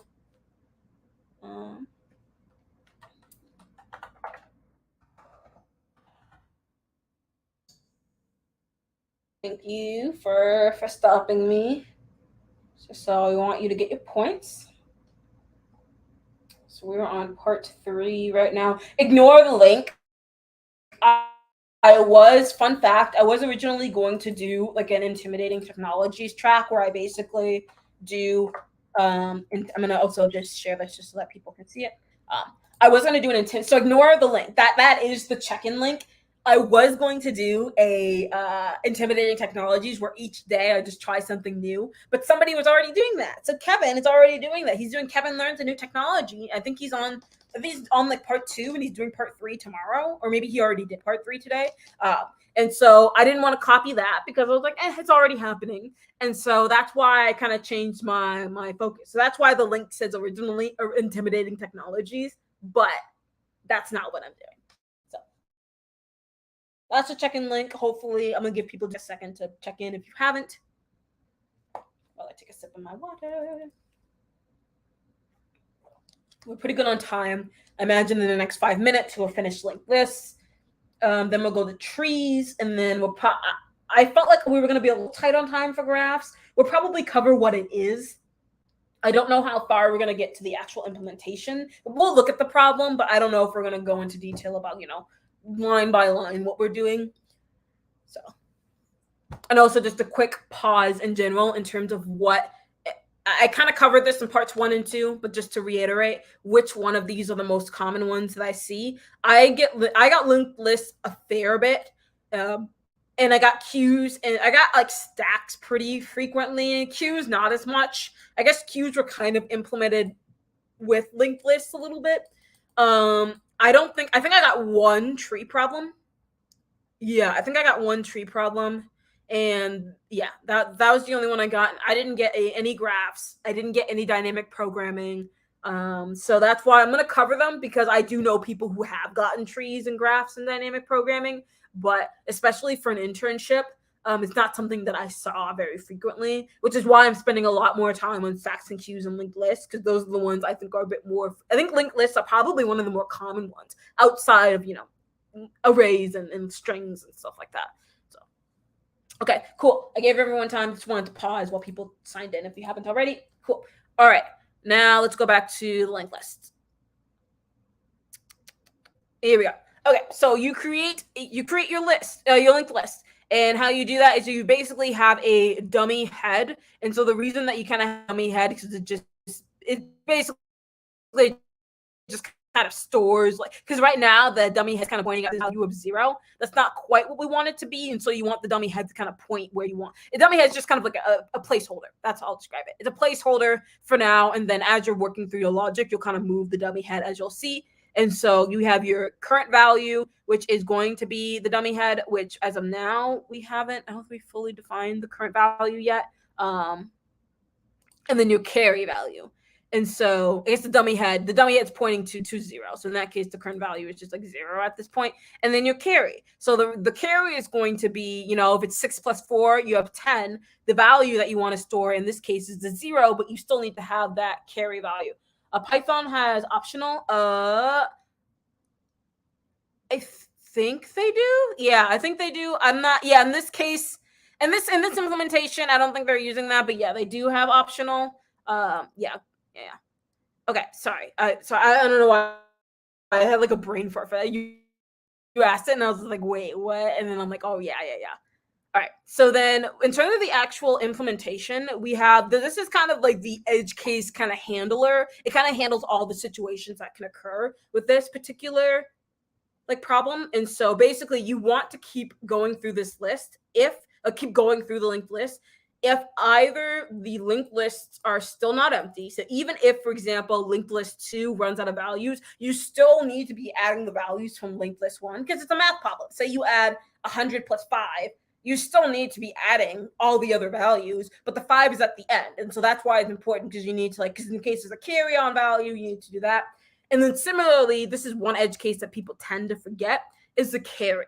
And so if the carry, so say both of the linked lists are empty, but you still have a carry value, technically that carry value needs to be added at the end. When I say end, technically it's the beginning because it's in reverse, but that's why this is one edge case that people tend to forget. So definitely don't forget to add your carry. So in terms of how the math actually works here is, so first things first, you want to grab them, and L1 and L2 values are referring to, in this case, I think they start with the I guess they start backwards in this case. The 2 and the 5, or and then otherwise it's going to be 0. So if there's no value in there, or if it's empty in one of these edge cases, then you just return them to be 0. You want to do a column sum, so that's essentially just adding the values together. So in this case, L1 plus L2, that will give you 7. And then if there's a carry, in this case there's not a carry, and then order, obviously, for the carry is going, well, I guess if there was a carry, you would add them together. In terms of determining if there was, you do the column sum, which is, let's just say, 2 plus 5, it's 7. You do a divide by 10. And part of me is like, forget, you do a divide by 10, and then after that, whatever, that's basically the carry value you have. In order to then move on then to the new node, you basically take the column sum and you do a a modulus of 10. So correct me if I'm wrong, because it's been a minute since I've done modulus. So if I do modulus, I guess the difference between the two is that if I do modulus divide by 10, I believe that just gives me 25 and 250, 25 in that case. And then if I were to do like 10 or something like that, 7, 7. I always forget which one's which. Oh yeah, the module, I got them mixed up. The modulus is the remainder. Yeah, the modulus is the remainder. The double slash is the remainder, and then the modulus is the just scooting it over a place. I always get those two mixed up. Thank you. Yeah. So because basically it does it divides 257 by 10 multiple times until we get the value that we want, and then modulus 10 does how many complete divisions can it do. Oh no, did I mess it up? No, was I correct the first time? That's what I was saying. I literally that's what I was going to say. I was like, that's what I had. And then I was reading your comments, and then I was like, wait, hold on. Unless you're lagging. You might be lagging, and then I might be just following along. Because I was gonna say, I was like, wait, I did that correctly. I was like, wait a minute, I swear the modulus was the remainder. 2 slashes is the integer division, and then the modulus is the remainder one, right? Yeah, that's. Yeah, okay. I was gonna say, I was like, I swear I got that right. I knew it's been a minute, but I was like, it can't be that much of a minute. Yeah. And so in that case, this would just be then, because then your time factor that's 250 and 75. Yes. Okay. Cool. Thank you for clarifying, just in case. I swear I was on the right track, and then I read the comment as I was typing it, and I got scared. I got cold feet, and I was like, oh, we gotta back check. And so this is, in this particular case, these are the values that then, I think it's actually the reverse way around. And so then you set the current which is going to be the new node, which is the 7 in this case. And then at that point, so then that's kind of like how you, and then at that point, you're always setting the current to like the dummy head. And then you basically just go to the next value in the list. And so in this case, then we would move on then to the 4 and the 6, and we do the same thing. So then now we have for each of these, we would have like, so then the next remainder then would be the 10. I feel like I'm not explaining this very well. I'm trying my best to explain this. But okay, so basically then the current value, the new node in this case would be the 7. And then we move on to the next values in each of the linked lists. So we've already done the 2 and the 5, and now we're going to do the 4 and the 6. And then in this case, we are going to have a carry value.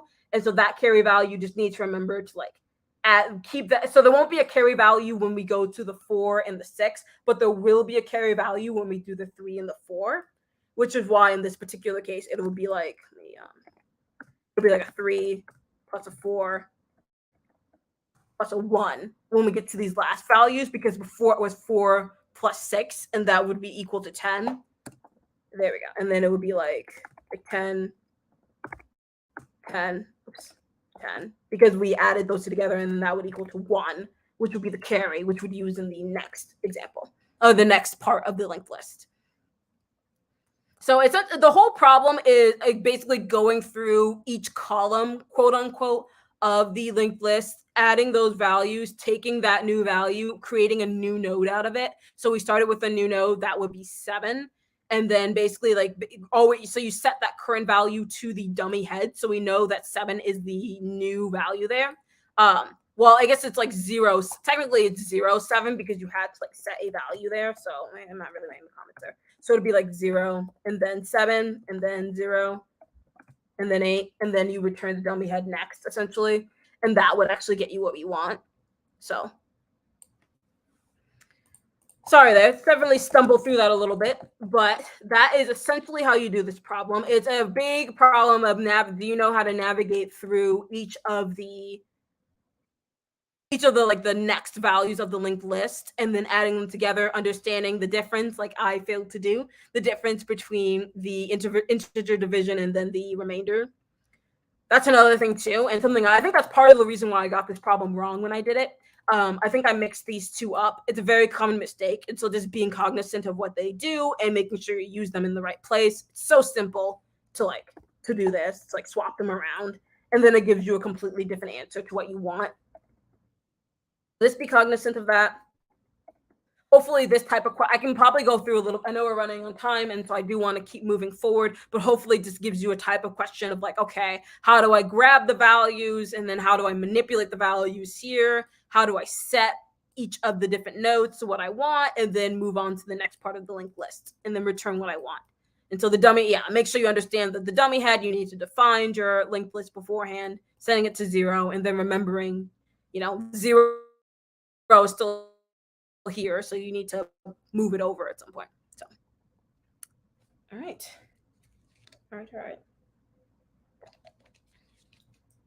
Let us proceed to the next one.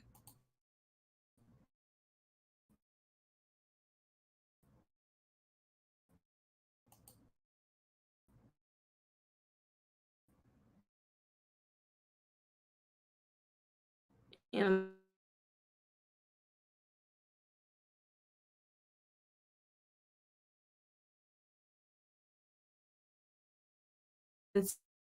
so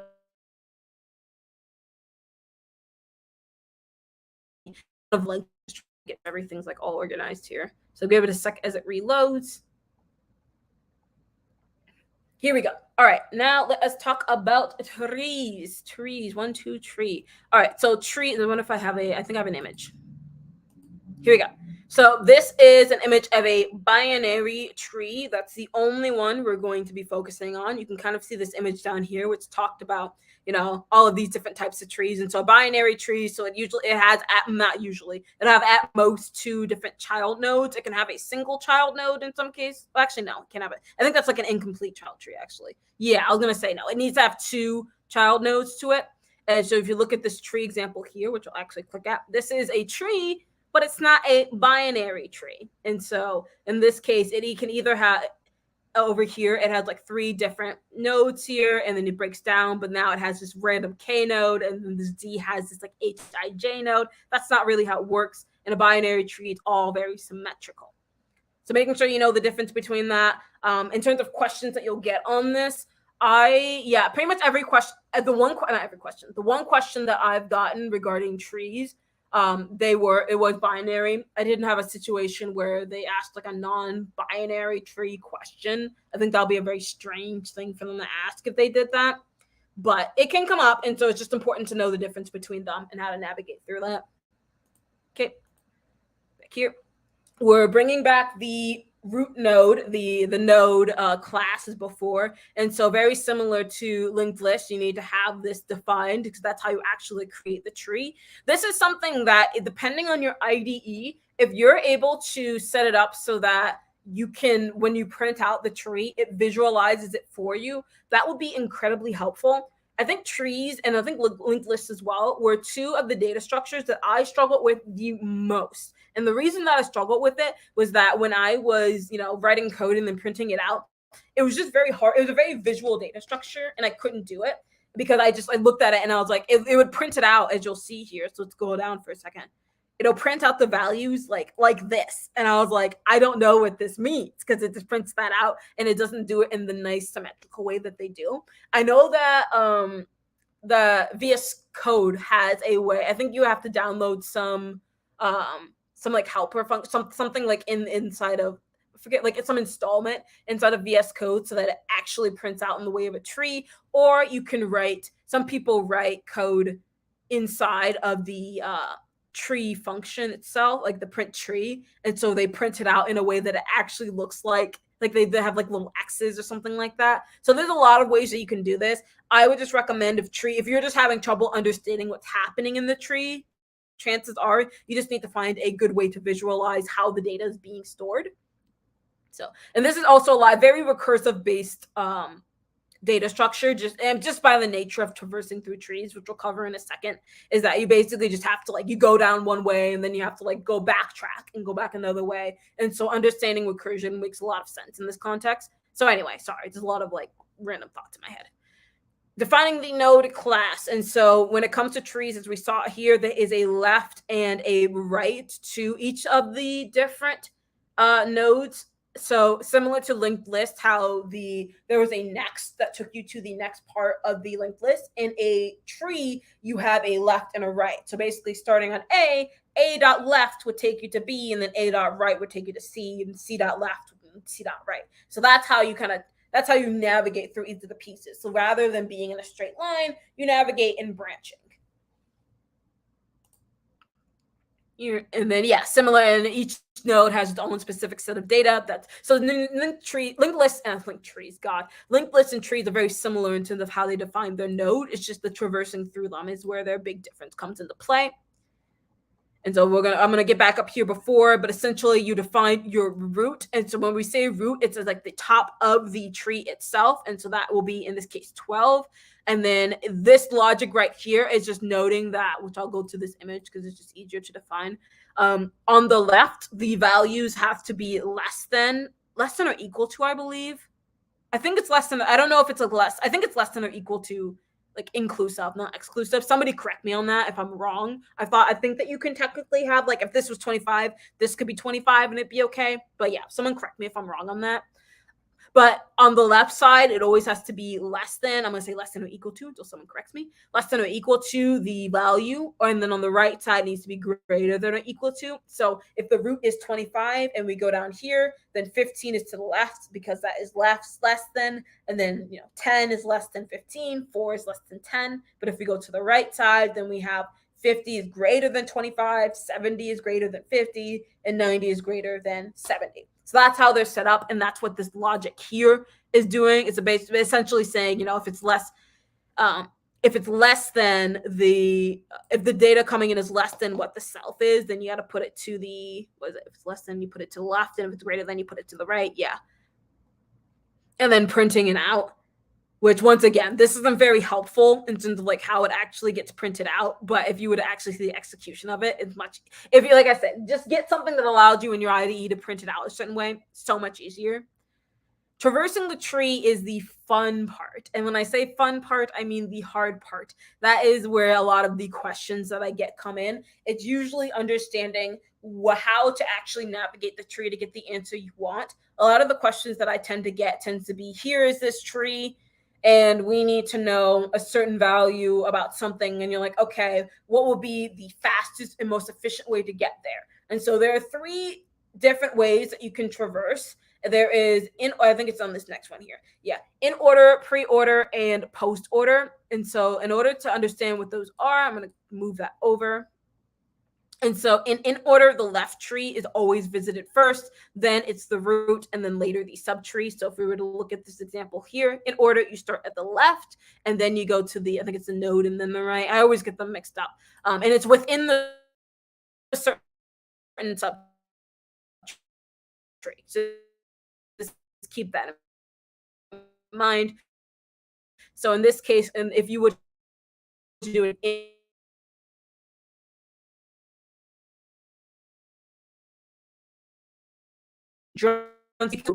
order, you have to go to the left side, then 22, then 24. Then once you've covered the left side of the tree completely, then you go to 25, and then you drop down to 31.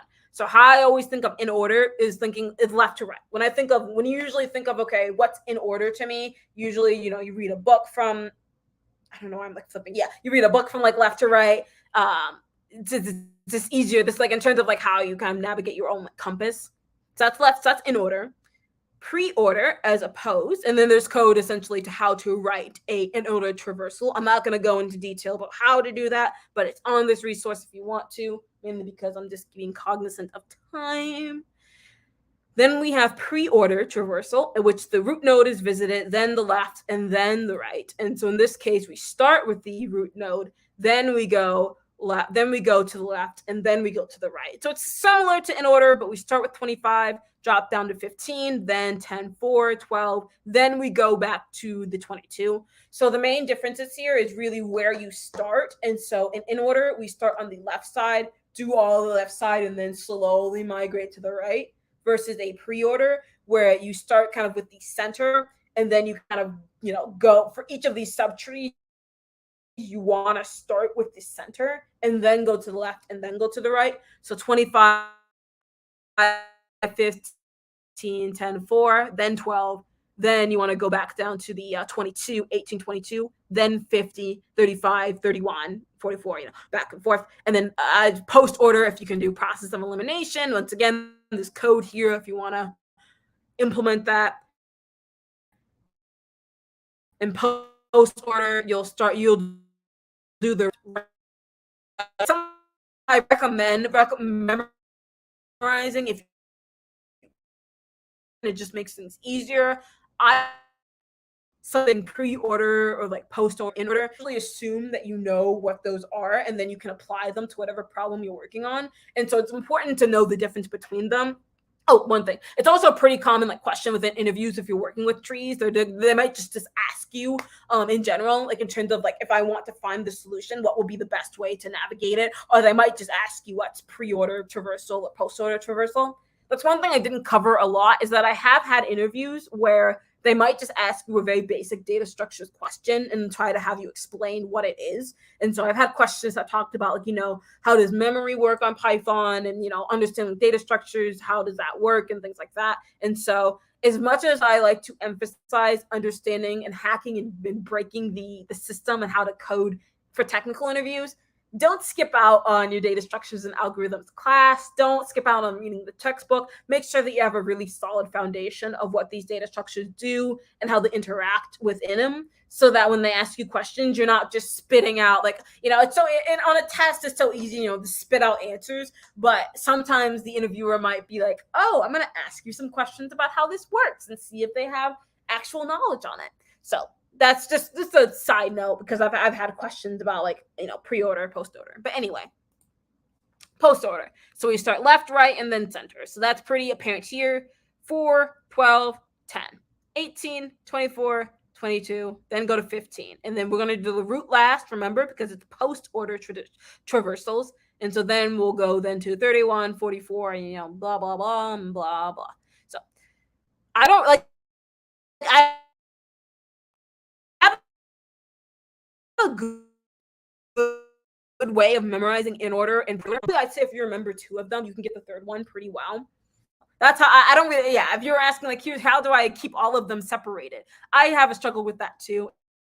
See, and so I haven't had any interviews where they were like asking me like something like that. So I wouldn't worry.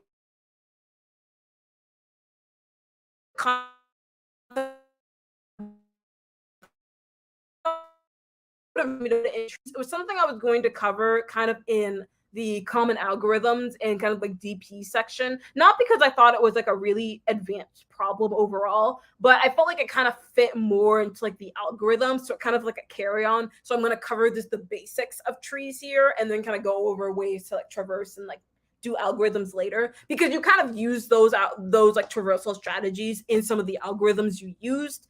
So I'm not, long story short, I'm not covering breadth and depth first traversal in this one. I'm going to cover that in part 4. But just note that those are two very popular things. I think, if anything, if you get questions on that, they tend to ask you, like, please implement your tree traversal in breadth first traversal or something like that. They'll just explicitly tell you, do it in this way. So it's important to know the difference between them, which we'll cover in part 4.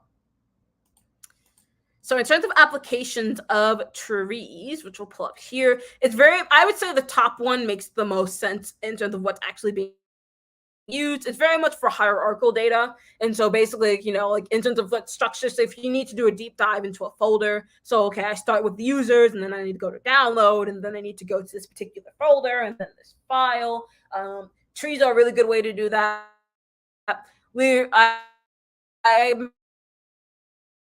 I highlighted binary search coordination, which makes more sense in the context of like algorithms. That's kind of why I had it in part 4 as opposed to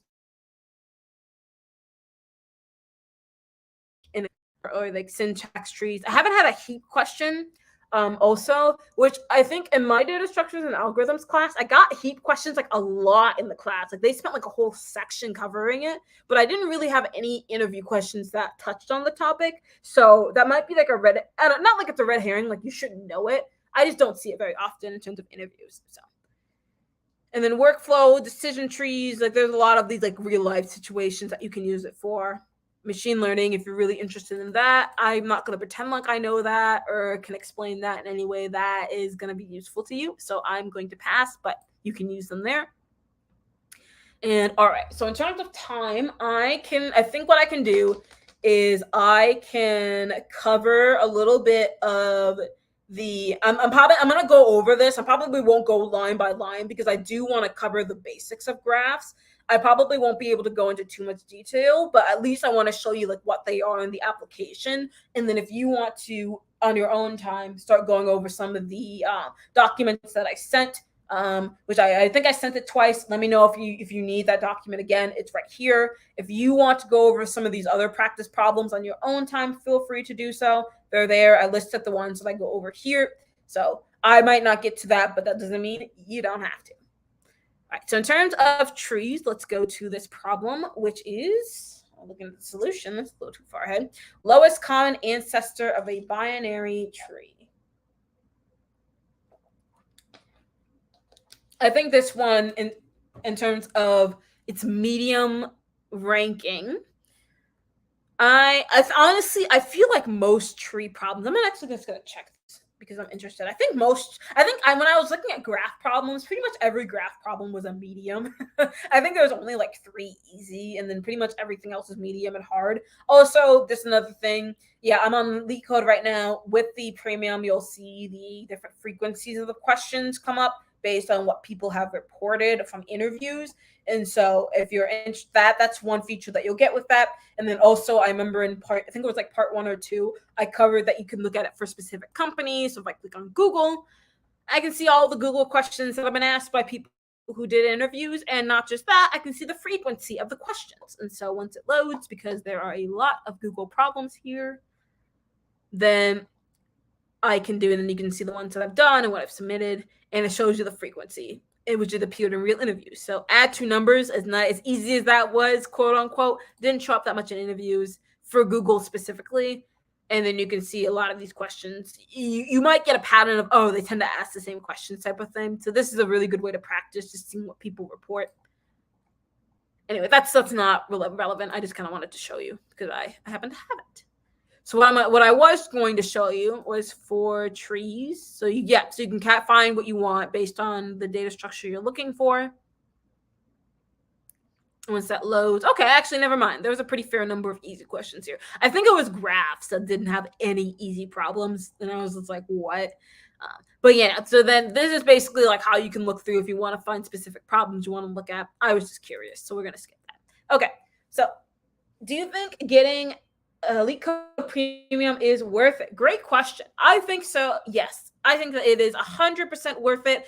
Just a note disclaimer: I'm not like endorsed or like sponsored or anything by LeetCode. I don't have any stake in telling you which one is better or worse. Just from my personal experience, I think that LeetCode has its strength in the amount of practice problems that it provides. I think that the company-based questions, I think there was only one time where the company-based questions came in handy.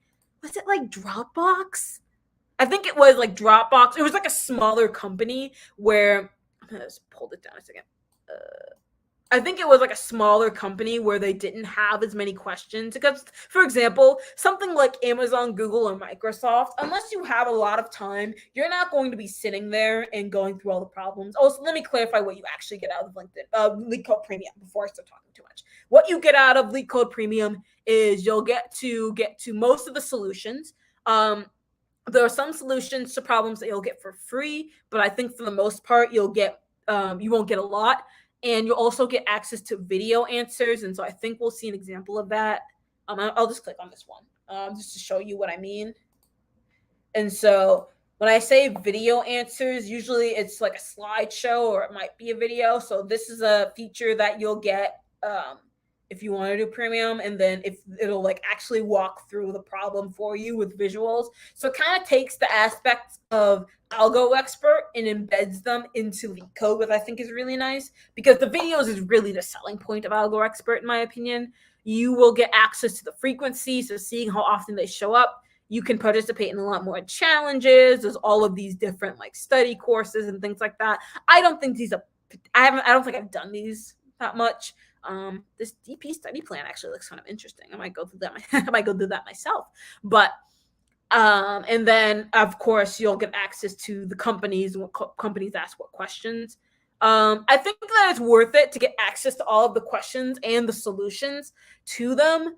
In terms of cost, it's $35 a month, or it's $159 a year or something like that. So if you were to get it, I would say if you can, I'm fully sensitive to, as students, it may not be feasible financially to be able to afford these types of things. Because I was in that situation. I couldn't afford LeetCode Premium until I was like a senior or so in college, just because, financially. So I would say if you can afford it, if you are in a financial place where you have the budget to do so, it is worth the investment.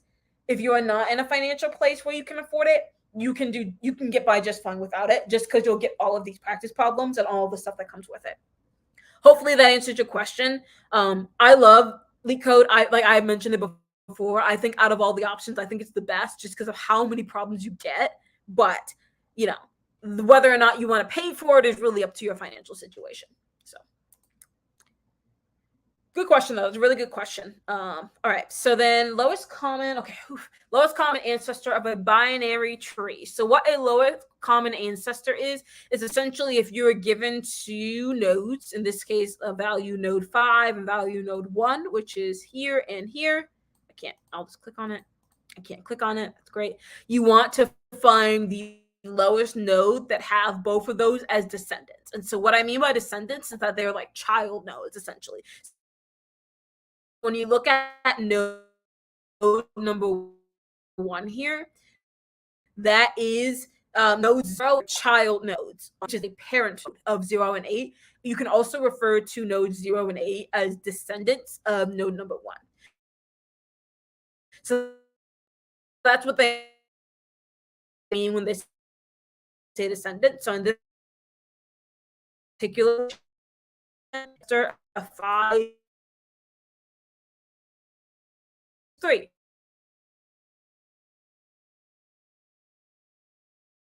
Situation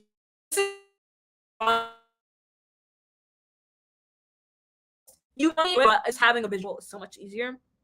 In another situation, if you have 5 and 4, what would be the LCA, as we'll call it? It would be 5 because, and according to the LCA definition, the lowest common ancestor can be itself. So if 5 and 4, 5 would make the most sense because it can't be 2 because 5 isn't a descendant of 2, and so it has to be 5 because 5 can be a descendant of itself.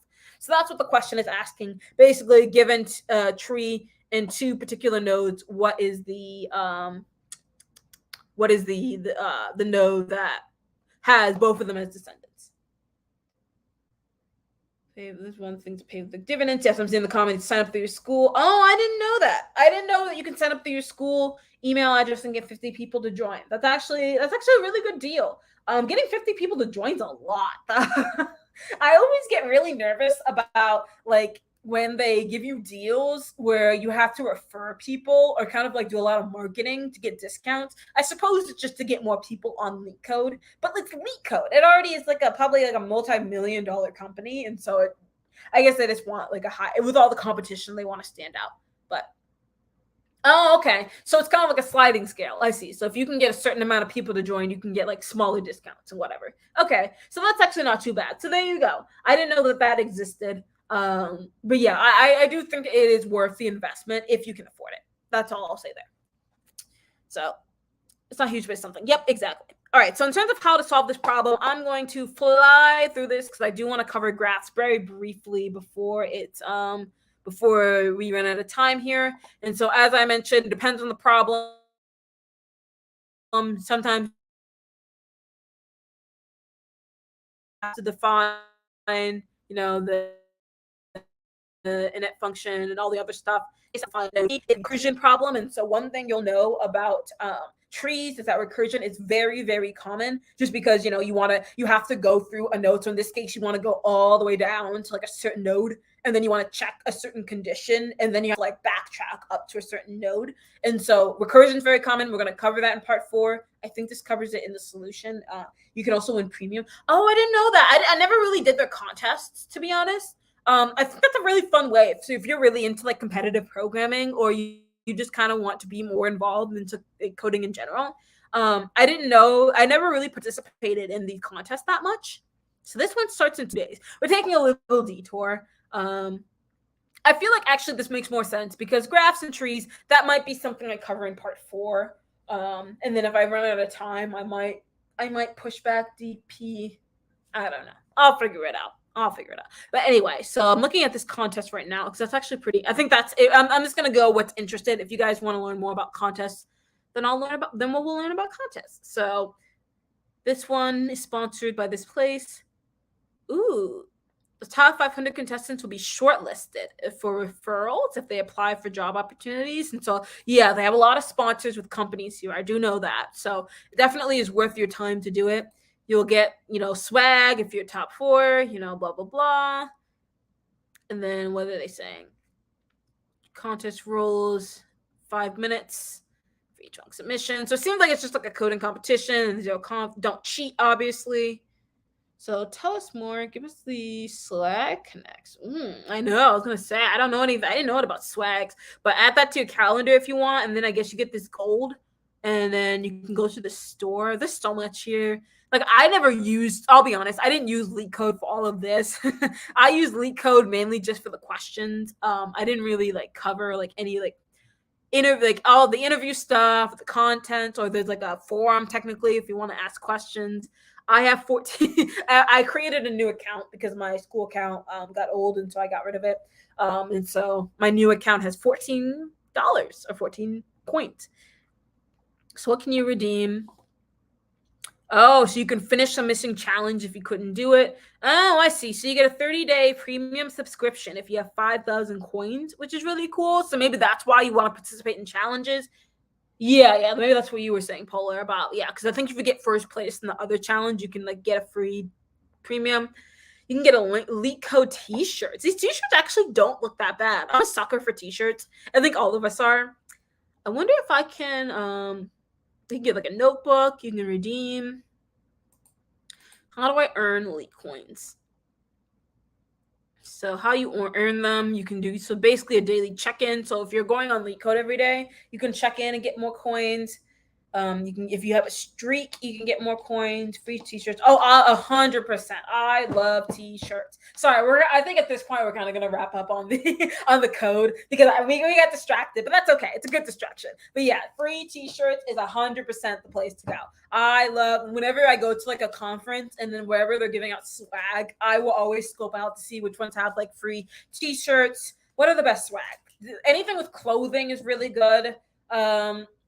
Depending on the pen, some pens are really good. What else?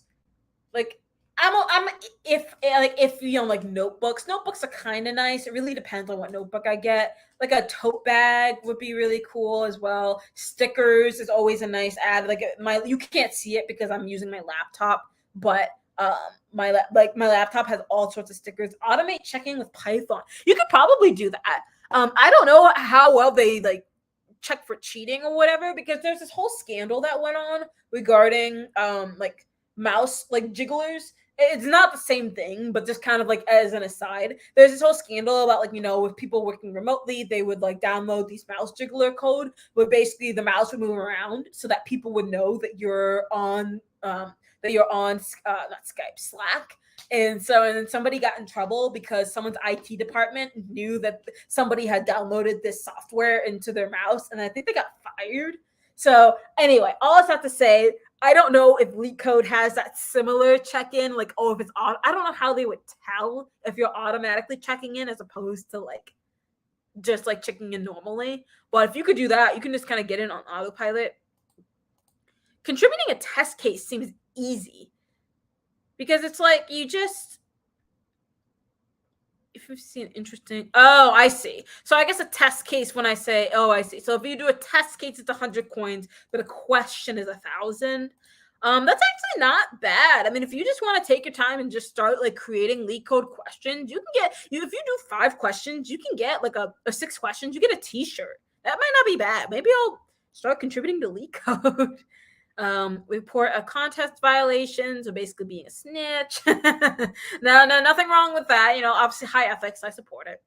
Context. Okay, so there's some good stuff here. One thing also I want to check out is this interview. This wasn't really here back in my day.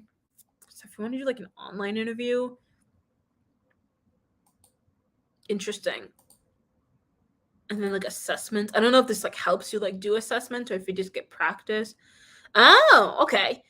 Start a practice assessment from a collection of real company questions. I think what this probably does is it probably takes the questions that are already in Leak Code and just kind of puts them together, into a problem set. I don't know how accurate this actually is. I've never done that, but it seems really cool. If you just want to like practice to prepare for Google, which they put at the top, you can do that. How many people attempted, how many people are successful. I don't know how well the success rates correlate. Do this? No, I work at Microsoft. If you want to, and if you think it's helpful, go ahead. More practice, the merrier. But I don't think this is entirely useful. I don't know. Maybe I'll start one. I'm curious. I'm not gonna do it. I'm just gonna start it and see what they do. Okay. So basically, they just kind of give you like 2 questions, and they kind of simulate an environment where they give you 59 seconds. It's a good practice. Oh, I think I've seen this problem. I think I've gotten I think I've gotten this interview problem, and I think that it actually was from Google. Actually, checking to see if it can be constructed by taking a substring.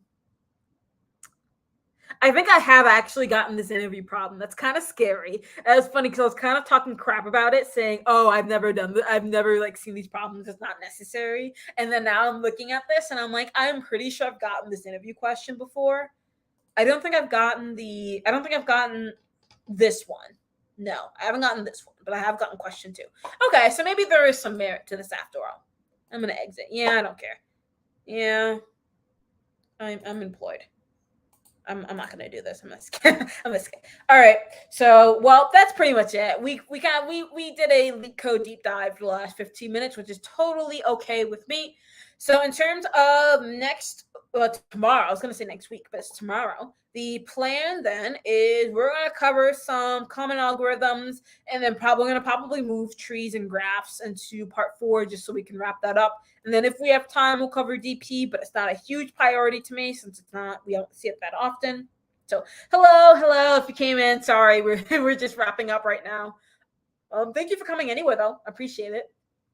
So yeah, that's the end of this stream. Thank you for those who have stayed here through the end. I deeply appreciate it. As always, I wouldn't be here if it wasn't for you guys. So I'm glad that you guys were here. For people who've been here for multiple streams, like you've been here for part 1, part 2, and part 3, kudos to you. I'm so glad that you're here. I'm glad that hopefully this provides value. Hopefully this new setup worked a little bit. I'm kind of yeah. Have a good day, everyone. Yeah, hopefully this setup worked out pretty well. I know that we didn't get to go into detail of everything, but hopefully covering more content on like the actual data structure was useful to people. I'll keep playing around with it. I have until tomorrow, so maybe I'll do something completely different. But yes, that is it for me. I'm going to stop sharing my screen. I'm going to stop there. So, all right. Thank you, everyone, so much for being here. It is 9 o'clock. My throat is shot, so I need to go to bed and prepare for the stream tomorrow. Hopefully, you guys have a wonderful rest of your day or a beginning to your day if it's in the morning. If helpful as always. Thank you so much. Thank you so much for being here. I deeply appreciate it. Even if you're not listening, you're just kind of here just to be here. Whether or not you think the content's helpful, I'm just glad you're here at this point. So, yes, thank you so much for being here, everyone. All right. Have a good rest of your day or evening or night or whatever. And hopefully I'll see you guys tomorrow. All right. Bye-bye.